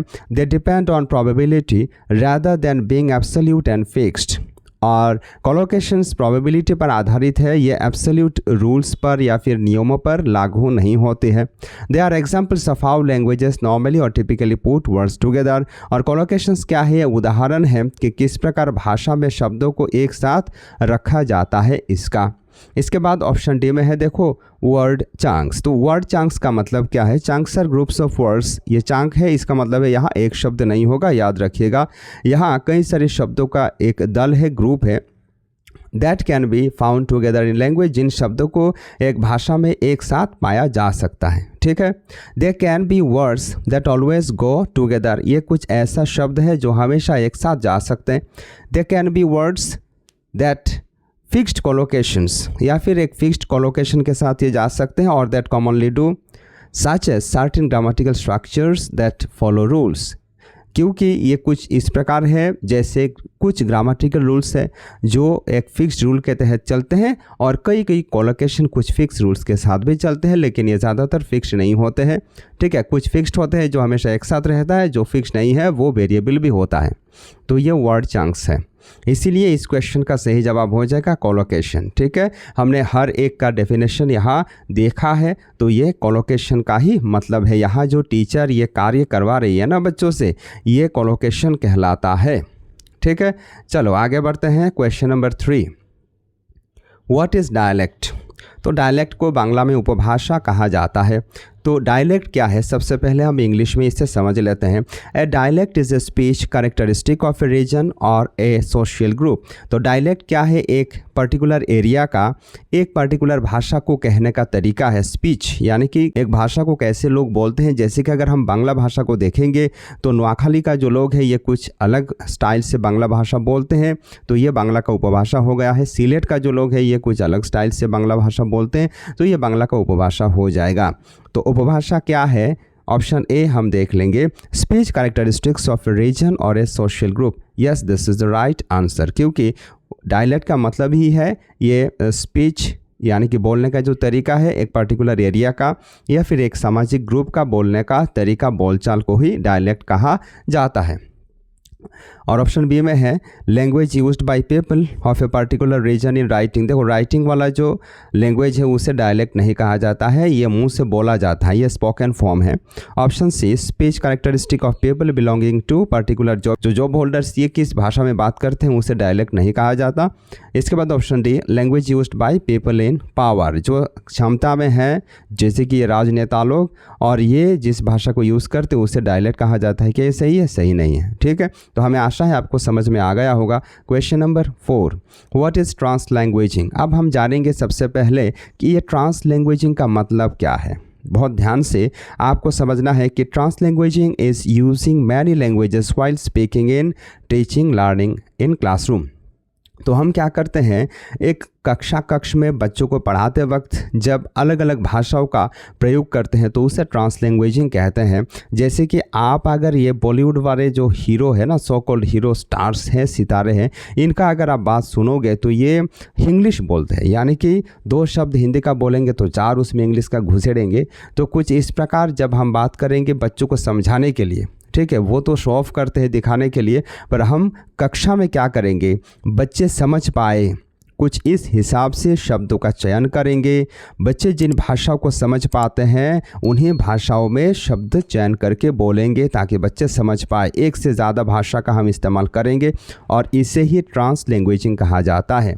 Option A teaching many languages in language classroom, भाषा कक्षा में बहुत सारी भाषाओं को पढ़ाने को ट्रांस लैंग्वेजिंग नहीं कहा जाता। Option B moving from one language to another for teaching learning of content subject, यानी कि सब्जेक्ट का विषय को पढ़ाने के लिए आप एक भाषा से दूसरी भाषा तक चले जाओगे और बच्चों को समझाओगे अपना जो कंटेंट है। ये कंटेंट को समझाने के लिए नहीं प्रयोग किया जाता, ठीक है। ये बाद में आप जब अंडरस्टैंड कराओगे ना, ज़्यादा एक से ज़्यादा भाषाओं का चॉइस करोगे, इस्तेमाल करोगे पढ़ाने के बाद बच्चों को समझाने के लिए, ठीक है। तो कंटेंट को समझाने के लिए ये नहीं, एक भाषा से दूसरी भाषा में शिफ्ट नहीं किया जाता, दोनों भाषाओं को या 3-4 भाषाओं को एक साथ यूज़ किया जाता है, याद रखिएगा।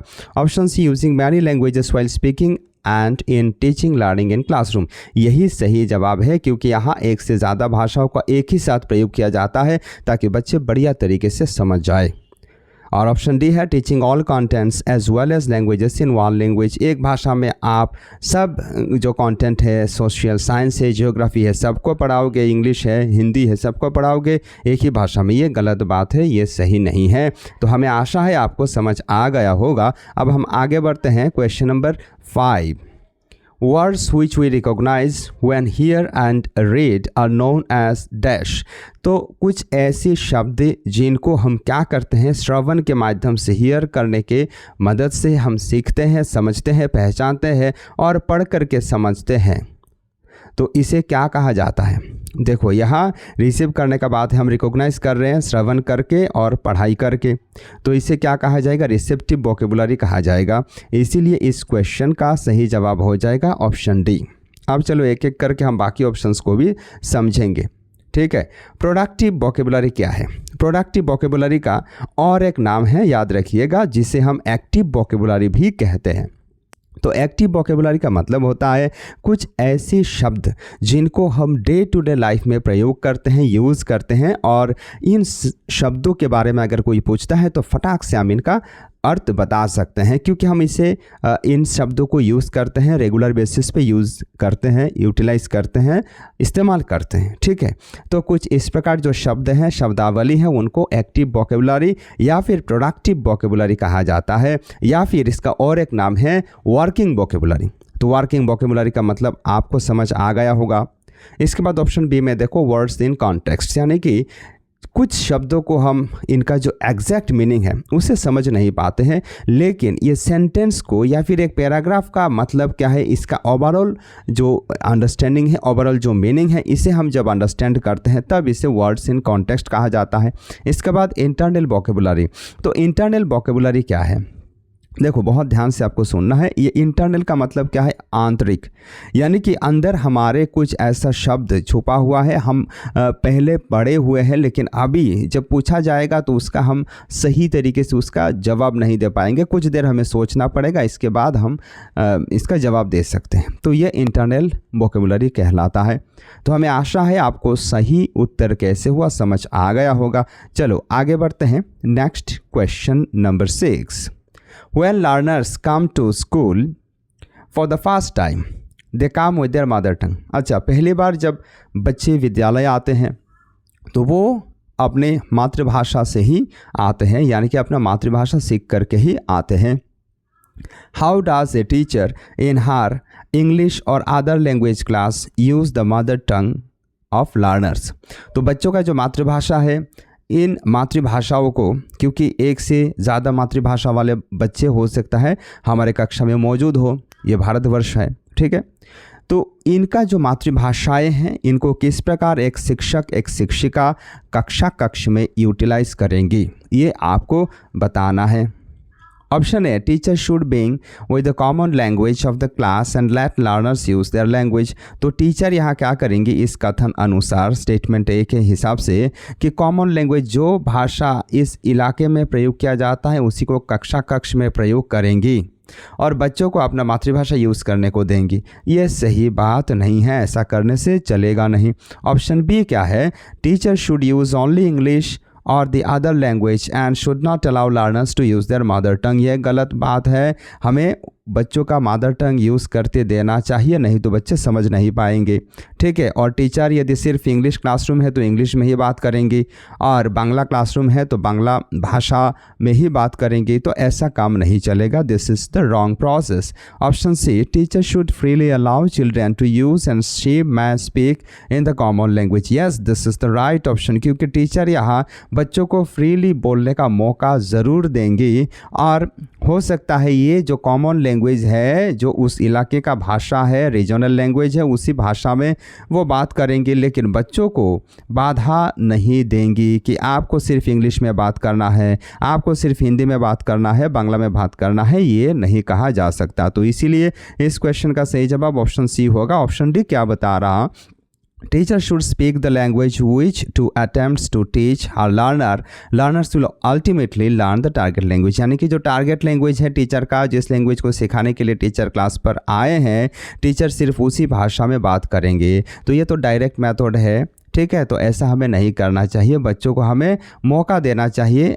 पहले बच्चों को हम क्या करेंगे, मौका देंगे अपनी मातृभाषा से उनका जो सोच है, उनका जो थॉट है, उससे वो शेयर करें, तब जाकर के बच्चों का स्पीकिंग स्किल इंप्रूव होगा। और अगर हम इनको इस प्रकार रेस्ट्रिक्ट करके रख देंगे तो बच्चों का स्पीकिंग स्किल एनहेंस नहीं होगा, इम्प्रूव नहीं होगा। चलो आगे बढ़ते हैं। Question number 7, Ankita, A teacher of class 3 finds that some learners prefer to get new information in written form instead of verbal information। तो अंकिता क्लास 3 की एक शिक्षिका है, और ये ऑब्ज़र्व करती हैं या फिर ये पाती हैं कि उनके कक्षा में कुछ ऐसे बच्चे हैं जो बोलने से ज़्यादा लिखने पर जोर देते हैं, और लिखा हुआ चीज़ को ये बहुत आसानी से सीख जाते हैं। देयर लर्निंग स्टाइल इज़, तो इनका जो सीखने का तरीका है, अधिगम का जो पद्धति है या स्टाइल है, उसे क्या कहा जाएगा? ऑप्शन है ऑडिटरी। देखो, ऑडिटरी मतलब होता है जो सुन करके, श्रवण के माध्यम से ज़्यादा तीव्र गति से, ज़्यादा अच्छा से, बेहतरीन तरीके से सीखते हैं, उनको ऑडिटरी लर्नर कहा जाता है। विजुअल होगा इस क्वेश्चन का सही जवाब, क्योंकि यहाँ बच्चे देख करके सीखने में ज़्यादा दिलचस्पी दिखा रहे हैं, और देख करके बच्चे आराम से सीख जाते हैं, तो ये विजुअल लर्नर है। काइनेस्थेटिक मतलब क्या है? बॉडीली एक्टिविटीज़ में जो शामिल होकर के बच्चे सीखते हैं ना, उसे काइनेस्थेटिक कहा जाता है। और एस्थेटिक मतलब इसे नांदनिक कहा जाता है। मतलब ए theory of aesthetic learning is advanced involving A constructivist teaching style, charismatic personal qualities, naturalistic context, cooperation, appropriate content and all grounded and open inquiry। तो एस्थेटिक का मतलब है बच्चे क्या करेंगे, अपना मनपसंद थीम के अनुसार सीखेंगे, और नेचुरल वे में बच्चे सीखेंगे। बच्चों का जो पसंद है, बच्चे जिससे सीखना पसंद करते हैं, उसी को नेचुरल पर्सपेक्टिव में सीखेंगे, खुद का नॉलेज को खुद कंस्ट्रक्ट करेंगे, इसे एस्थेटिक कहा जाता है। तो हमें आशा है आपको समझ में आ गया होगा। चलो आगे बढ़ते हैं। Question number 8, a teacher in class 4 has given a task on role play where the learners are asked to exchange their idea in a given situation। तो क्लास 4 में एक टीचर क्या करती है, रोल प्ले करने के लिए बच्चों को देती है, और वो बच्चों से पूछती है कि वो अपना जो धारणा है, अपना जो थॉट है, अपना जो आइडिया है, वो एक सिचुएशन प्रोवाइड करके बोलती है एक दूसरे के साथ शेयर करने के लिए। Which skill is she trying to enhance? अब आपको बताना है यहाँ वो टीचर किस स्किल को इम्प्रूव करना चाह रही है। तो रोल प्ले का मतलब है, मान लो कि हमने एक ऐसा सिचुएशन दिया, एक डॉक्टर एक नर्स का बातचीत, और इसमें एक पेशेंट भी शामिल है। तो कुछ इस प्रकार हम जब देते हैं रोल प्ले करने के लिए बच्चों को, तो बच्चे क्या करते हैं, बच्चे बात करते हैं, और बात करने से क्या होता है, बच्चों का क्या स्पीकिंग स्किल बच्चों का एनहेंस होता है। इसीलिए इस क्वेश्चन का सही जवाब हो जाएगा option C, speaking. Acting, writing, reading नहीं होगा। कई सारे हमारे बच्चे हैं जो रोल प्ले देख करके एक्टिंग को सही जवाब दे देंगे, लेकिन यहाँ भले ही वो रोल प्ले करेंगे, एक का भूमिका निभाएंगे, लेकिन इसका मतलब एक्टिंग नहीं है। इसका मतलब इसमें स्पीकिंग को एनहेंस करने के लिए प्रयास किया जा रहा है। ठीक है, हमें आशा है आपको समझ में आ गया होगा। चलो आगे बढ़ते हैं। Question number 9, language is learned best. आपको बताना है एक भाषा को हम किस प्रकार सबसे सटीक और सबसे बढ़िया तरीके से सीख सकते हैं। तो इसका सही जवाब हो जाएगा ऑप्शन है इन कॉन्टेक्स्ट। क्योंकि देखो, एक भाषा को हम कॉन्टेक्स्ट में जब तक नहीं समझने का प्रयास करेंगे, तब तक हम उस भाषा को बढ़िया तरीके से, शानदार तरीके से सीख नहीं पाएंगे। चलो अब हम जानते हैं ये कॉन्टेक्स्ट में समझने का मतलब क्या है। Learning through context is the gateway to effectively communicating with another person. तो कॉन्टेक्स्ट में जब हम सीखते हैं, अधिगम करते हैं, इसका मतलब है ये ज़्यादा प्रभावी ढंग से हम करते हैं, एक दूसरे के साथ ज़्यादा प्रभावशाली तरीके से हम बातचीत करते हैं. If you study a new vocabulary and language chunks versus just individual words, chunks होगा यहाँ. तो हम अगर कई सारे शब्दों को एक साथ सीखने का प्रयास करते हैं और हम एक एक शब्दों को अलग अलग करके ना सीखते हैं, तो इसमें क्या होता है, इसमें जो स्किल एनहेंस होता है ना, वही है पर्सपेक्टिव या फिर कॉन्टेक्स्ट वाला स्किल. क्योंकि इस प्रकार हम अगर करेंगे तो हम प्रैक्टिकली किस प्रकार या कहाँ किस शब्द को प्रयोग किया जाता है, ये बेहतरीन ढंग से एक एक शब्द को सीखने से ज़्यादा बेहतरीन ढंग से सीख पाएंगे. और यही है लर्निंग इन कॉन्टेक्स्ट का मतलब. और जब आप लर्निंग इन कॉन्टेक्स्ट से सीखेंगे तब आप इस शब्द का जो अर्थ है ना, उसे गलत नहीं यानी भूल नहीं पाएंगे. ठीक है, ये ज़्यादा देर तक याद रहेगा, लॉन्ग टर्म मेमोरी में रहेगा. ठीक है, तो आइसोलेशन बिल्कुल अलग थलग होकर नहीं सीखा जा सकता. इन अल्फ़ाबेटिकल ऑर्डर, आप अल्फ़ाबेटिकल ऑर्डर यानी कि ए वाला हर एक शब्द को आप पहले सीखोगे, बी वाला शब्द को बाद में सीखोगे, ऐसा नहीं होता. और प्रेजेंटेड वर्ड बाय वर्ड, एक एक शब्द को जब प्रेजेंट किया जाएगा तभी हम सीखेंगे, यह भी सही नहीं है. Question number 10. In learning a new language, many students often lack confidence while speaking due to the language's unique pronunciation rules. तो हम जब एक नई भाषा को सीखना चाहते हैं या फिर हमारे बहुत सारे विद्यार्थी जब एक नई भाषा को सीखना प्रारंभ करते हैं तो ये कई बार दिक्कतों का सामना करना पड़ता है उनको, क्योंकि ये नई भाषा है और इस भाषा का जो प्रोनाउंसिएशन, जो उच्चारण करने का शैली है, ये अलग होता है. One way to overcome this problem is by, तो आप एक तरीका ऐसा बताओ निम्न में से जिस तरीके की मदद से आप इस समस्याओं का निरसन कर सकते हो, आप इस समस्या का समाधान हल निकाल सकते हो. एक एक करके हम ऑप्शंस देखेंगे. Option A, conducting special speech therapy with A councillor and practice through drills. ये गलत कथन है, क्योंकि यहाँ स्पीच थेरापी जो बात नहीं कर पाता है उसके लिए है. तो यहाँ तो हम बात कर पाते हैं लेकिन एक नए भाषा में बात नहीं कर पा रहे हैं, इसका मतलब स्पीच थेरापी से काम चलेगा? नहीं चलेगा. Option B, correcting errors whenever they happen. जब गलती होगा तब हम इसको करेक्ट करके देंगे. ये भी सही बात नहीं है, क्योंकि हमेशा एक बच्चा का साथ तो टीचर नहीं रहेंगे ना, कि बच्चा जब कहाँ भी गलत करेगा तो उसको ठीक करके देंगे. तो ये सही कथन नहीं है. Option C, letting children read aloud in class. जब एक शिक्षक बच्चों को कक्षा में जोर जोर से पढ़ने के लिए देंगे तो इस प्रकार करने से क्या यह समस्या दूर हो जाएगा, यह समस्या समाधान हो जाएगा? नहीं होगा, ये सही नहीं है. Option D, using game like activities that require verbal interaction in the classroom. Yes, this is the right option. क्योंकि जब हम खेल खेल में बदलो दुनिया वाली भावना को आगे बढ़ाएंगे, हम एक ऐसा एक्टिविटी डिज़ाइन करेंगे जो कि खेल जैसा दिखेगा और इस खेल में बच्चे अर्थों को समझ जाएंगे. ठीक है, बच्चे किस शब्द को कैसा उच्चारण किया जाता है उसको समझ जाएंगे. तो ये ज़्यादा बेहतर होगा, इसीलिए ऑप्शन डी होगा इस क्वेश्चन का सही जवाब. क्वेश्चन नंबर अब 11. Learning a language is a matter of dash. आपको बताना है एक भाषा को सीखना किसका व्यापार है, किसका मैटर है. Option A, product. ये प्रोडक्ट बिल्कुल नहीं है. Option B, skill. Yes, this is the right option, क्योंकि एक भाषा को सीखना ये आपका स्किल में शामिल होता है. Learning a language is a matter of skill. Language learning, like other competencies, requires skills. आप अगर मैथमेटिक्स, गणित सीखना चाहते हो, आप अगर कंप्यूटर सीखना चाहते हो, तो उसमें जिस प्रकार आपको क्या लगाना पड़ता है, उसमें आपको अपना स्किल एनहेंस करना पड़ता है, बूस्ट करना पड़ता है. ठीक उसी प्रकार जब आप एक नई भाषा को सीखते हो तो उसमें भी आपको स्किल एनहेंस करना पड़ता है, एक्विजिशन प्रोसेस नहीं होगा. इसीलिए ऑप्शन बी होगा इस क्वेश्चन का सही उत्तर. आगे बढ़ते हैं. Question number 12. Which one of the following should be mastered to be literate? अगर हम शिक्षित होना चाहते हैं तो निम्न में से किस को मास्टर करना आवश्यक है, यानी कि किस को बढ़िया तरीके से सीखना दरकार है, आवश्यक है. ऑप्शन है, decoding and language comprehension. Yes, this is the right answer. क्योंकि एक भाषा को अगर हम सीखना चाहते हैं, एक भाषा में अगर हम लिटरेट कहलाना चाहते हैं, तो हमें उस भाषा में, उस लैंग्वेज में क्या लिखा हुआ है वो समझ में आना चाहिए और उस लैंग्वेज को हम पूरी तरीके से समझे. यही है इसका सही जवाब. क्योंकि मान लो आपने इंग्लिश में मास्टरी हासिल करना चाहा और इंग्लिश में एक विलियम शेक्सपियर का कोई ओथेलो या फिर मैकबेथ मान लो है, उसका एक पैराग्राफ को आप समझ नहीं पाए, आप इंग्लिश में लिटरेट नहीं कहलाओगे क्योंकि आपने उसे समझ नहीं पाया। ठीक है, ऑप्शन बी क्यों नहीं होगा? Accuracy and phonological comprehension. देखो एक्यूरेसी एकदम एक्यूरेट होगा और आप फोनोलॉजिकल ये शब्द किस प्रकार कहाँ यूज़ किया गया है, किस शब्द का क्या मतलब है, ठीक है, इसे अगर आप जानोगे तो आपको लिटरेट नहीं कहलाया जाएगा। ये सही बात नहीं है क्योंकि भाषा में देखो एक्यूरेसी जो है ये आ भी सकता है ना भी आ सकता है, याद रखिएगा।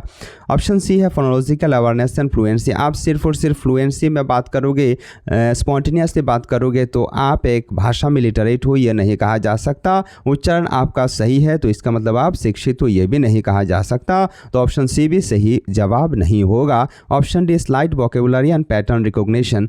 आपका जो वोकेबुलरी है ये बहुत ही बढ़िया है, आप शब्दार्थ जानते हो, शब्द का अर्थ जानते हो और पैटर्न को बढ़िया तरीके से रिकॉग्नाइज कर सकते हो, समझ सकते हो। इसका मतलब आप लिटरेट हो गए हो उस भाषा में, ये भी नहीं है। जब तक आप प्रैक्टिकल उस चीज़ को नहीं कर पाओगे, उस भाषा में क्या लिखा हुआ है उसे समझ नहीं पाओगे, डिकोड नहीं कर पाओगे, तब तक आप उस भाषा में लिटरेट नहीं कहलाओगे। इसीलिए ऑप्शन ए होगा इसका सही जवाब। चलो आगे बढ़ते हैं। क्वेश्चन नंबर 13, व्हिच अप्रोच और method is geared towards learners main goal of using language in a real life context. अच्छा, रियल लाइफ कॉन्टेक्स्ट में हम जब बच्चों को भाषा शिक्षा प्रदान करना चाहते हैं तब किस पद्धति को हम यूज़ करते हैं या व्यवहार करते हैं?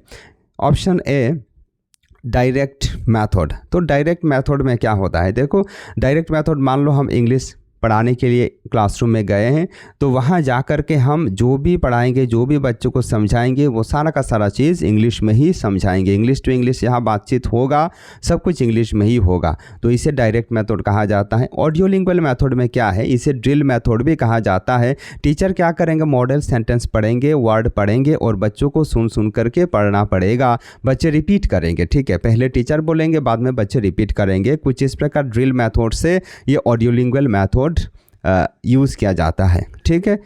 इसके बाद नेचुरल अप्रोच। नेचुरल अप्रोच यानी कि जिस प्रकार हमने अपना मातृभाषा शिक्षा अर्जन किया है, जिस प्रकार हमने मातृभाषा सीखा है उस प्रकार नेचुरल अप्रोच यानी कि ऑटोमेटिक सीखेगा, ये प्रकृति से सीखेगा, ऐसा हम छोड़ देंगे, तो ये भी सही नहीं होगा। Option D communicative approach. Yes, this is the right answer. क्योंकि देखो अगर हम रियल लाइफ कॉन्टेक्स्ट बेस्ड सिखाना चाहते हैं ना भाषा को, तो हमें क्या करना पड़ेगा? कम्युनिकेटिव अप्रोच का सहारा लेना पड़ेगा। यानी कि कम्युनिकेशन में डे टू डे लाइफ में हम किस प्रकार बात करेंगे, इंटरेक्शन किस प्रकार करेंगे, ताकि बच्चे वहाँ यानी कि प्रैक्टिकल जाकर के बढ़िया तरीके से बात कर सके, ठीक है। इसीलिए इस क्वेश्चन का सही जवाब होगा ऑप्शन डी। आगे बढ़ते हैं। Question number 14, Which of the following statements is not correct with respect to the given sentence? अच्छा, यहाँ एक सेंटेंस दिया गया है और उस सेंटेंस की रेस्पेक्ट में, उस सेंटेंस के हिसाब से निम्न में से क्या सही नहीं है? नॉट करेक्ट आपको याद रखना है, बड़ा कैपिटल लेटर में नॉट लिखा गया है। तो सेंटेंस जो दिया गया है ये सेंटेंस कुछ इस प्रकार है, आप देख सकते हो। Rhymes, songs and chants are ways for children to. अच्छा, ये राइम्स जो बच्चों को हम सिखाते हैं, ट्विंकल ट्विंकल लिटिल स्टार्स या फिर जिंगल बेल्स, ये जो सॉन्ग्स है या फिर चांटिंग है, ठीक है, ये जो हम बच्चों को सिखाते हैं ये किस लिए सिखाते हैं? ऑप्शन ए प्रैक्टिस कम्युनिकेशन, बिल्कुल सही बात है। प्रोनाउंसिएशन, तो प्रोनाउंसिएशन को प्रैक्टिस करने के लिए, बच्चों का उच्चारण सही हो, उच्चारण शैली को सुधारने के लिए हम ये चांटिंग करवाते हैं, राइम्स करवाते हैं, सॉन्ग्स करवाते हैं। ये तो सही कथन है। Option B enhance expression and the rhyme of sentences. यानी कि सेंटेंसेस जो एक राइम में हम सेंटेंस को पढ़ते हैं ना, एक वाक्य को हम जब पढ़ते हैं तो उसमें एक्सप्रेशन पर भी ध्यान देते हैं ताकि बच्चों का एक्सप्रेशन और बेहतर हो आगे, और एक सेंटेंस का जो रिदम जो है उसे वो पकड़ पाए। तो ये तो उद्देश्य है, ये तो क्या है, ये एक पर्पस है, ठीक है, ये सही कथन है। ऑप्शन सी एक्सटेंड वोकेबुलरी, ये भी सही है क्योंकि राइम्स को या फिर सॉन्ग्स को या फिर चांट्स को हम जब बच्चों से करवाते हैं तो इसका उद्देश्य होता है कि बच्चे जो शब्दार्थ है, बच्चों का जो शब्द भांडार है ये और ज़्यादा विकसित हो, ये एक उद्देश्य होता है, या फिर ये सही कथन है। Option D memorise words and sentence structure, ये गलत बात है। मेमोराइज यानी कि मुखस्त नहीं करना है, हमें डे टू डे लाइफ में किस प्रकार यूज़ करेंगे, कॉन्टेक्स्ट बेस्ड हमें सीखना है, मेमोराइज नहीं करना है, रट्टा नहीं मारना है, और सेंटेंस स्ट्रक्चर को रट्टा नहीं मारना है, मेमोराइज नहीं करना है। इसीलिए ये कथन सही नहीं है। Therefore option D is the correct answer. हमें आशा है आपको समझ आ गया होगा। चलो आगे बढ़ते हैं। क्वेश्चन नंबर 15 का क्या होगा सही जवाब। As a teacher of class 5 you ask the students to read the text thoroughly. आप एक क्लास 5 का टीचर हो, शिक्षक होने के नाते आपने क्या किया, बच्चों को एक टेक्स्ट थोरोली यानी कि पूरा हुबहू पढ़ने के लिए बोला। Then you ask them to answer the questions with reference to the context, यानी कि इसे RTC कहा जाता है। इसके बाद आपने बच्चों से सवाल किया कि अब आपको रेफरेंस टू द कॉन्टेक्स्ट में जवाब देना है, यानी कि ये जो आपने टेक्स्ट पढ़ा है उसमें क्या आपने समझा, उस समझने के हिसाब से आपको जवाब देना है।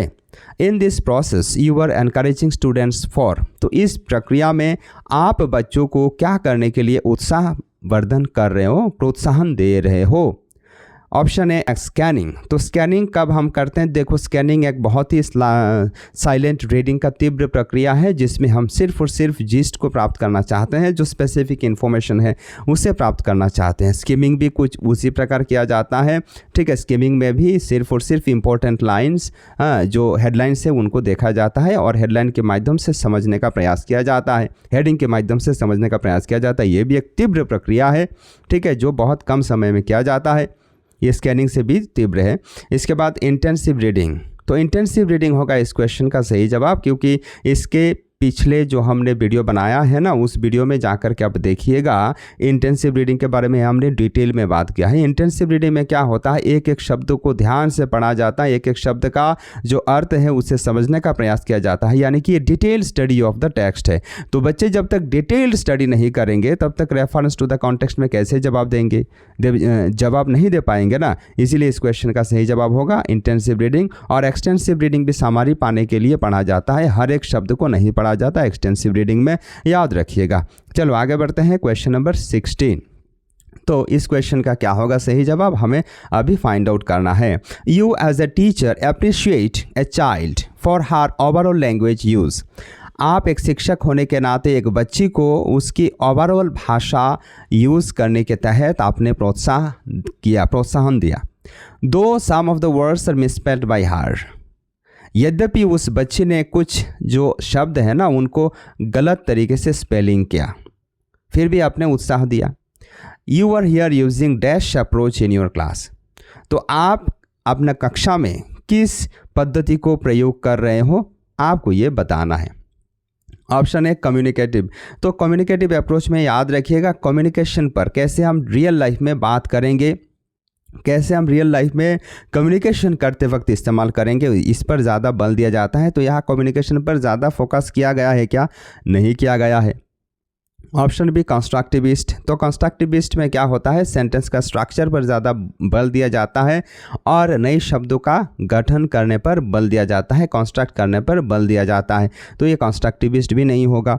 Option C structural. तो स्ट्रक्चरल का मतलब है एक सेंटेंस का स्ट्रक्चर किस प्रकार है, एक भाषा का स्ट्रक्चर किस प्रकार है, उस भाषा का स्ट्रक्चर पर, गठन पर ज़्यादा बल दिया जाता है। तो यहाँ स्ट्रक्चर भी नहीं होगा, क्योंकि यहाँ देखो स्पेलिंग गलत क्या है लेकिन फिर भी आपने अप्रिशिएट किया है। यहाँ आप जो प्रयोग कर रहे हो ना, इसे कहते हैं होल लैंग्वेज अप्रोच। तो होल लैंग्वेज अप्रोच में हम क्या करते हैं, ध्यान से आपको समझना है। The whole language approach is an approach to learning that see language as a whole entity and writing, speaking, reading and listening should be integrated when learned. तो होल लैंग्वेज अप्रोच ये एक पद्धति है। इस पद्धति में क्या किया जाता है कि अधिगम को एक होल एंटिटी के रूप में माना जाता है। अधिगम को अलग अलग करके नहीं देखा जाता, होल एंटिटी के रूप में माना जाता है। इसमें जो लेखन है, कथन है, पठन है, इसके साथ साथ श्रवण है, इन सब को इंटीग्रेट करके पढ़ाने का बात, सिखाने का बात किया जाता है। In this learning is built upon the real experiences and background knowledge of the learner.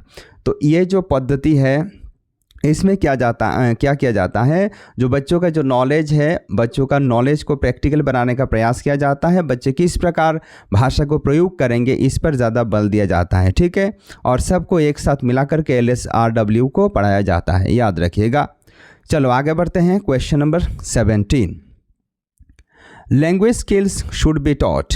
तो भाषा दक्षता, भाषा का जो स्किल्स है आप जानते हो, listening, speaking, reading and writing, इनको किस प्रकार हमें पढ़ाना चाहिए।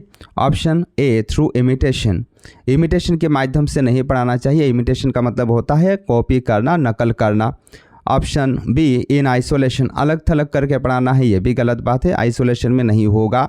Option C through clear explanations, बहुत स्पष्ट रूप से वर्णन करके पढ़ाया जाएगा, ये भी नहीं होगा।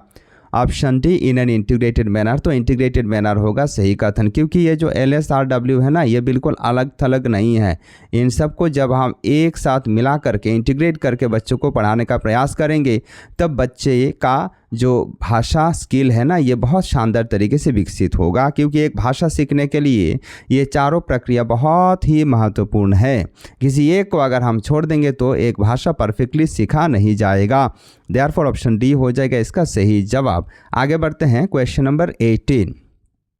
Rahul received the following Telegram on his birthday, right 3 sentences about it. तो राहुल ने टेलीग्राम पाया, यानी कि टेलीग्राम में जो लिखा जाता है उसे टेलीग्राफ कहा जाता है। आज का ये जो टेलीग्राम एंड्रॉयड एप्लीकेशन है, इसका बात यहाँ नहीं हो रहा, ध्यान दीजिएगा इस बात पर, ठीक है।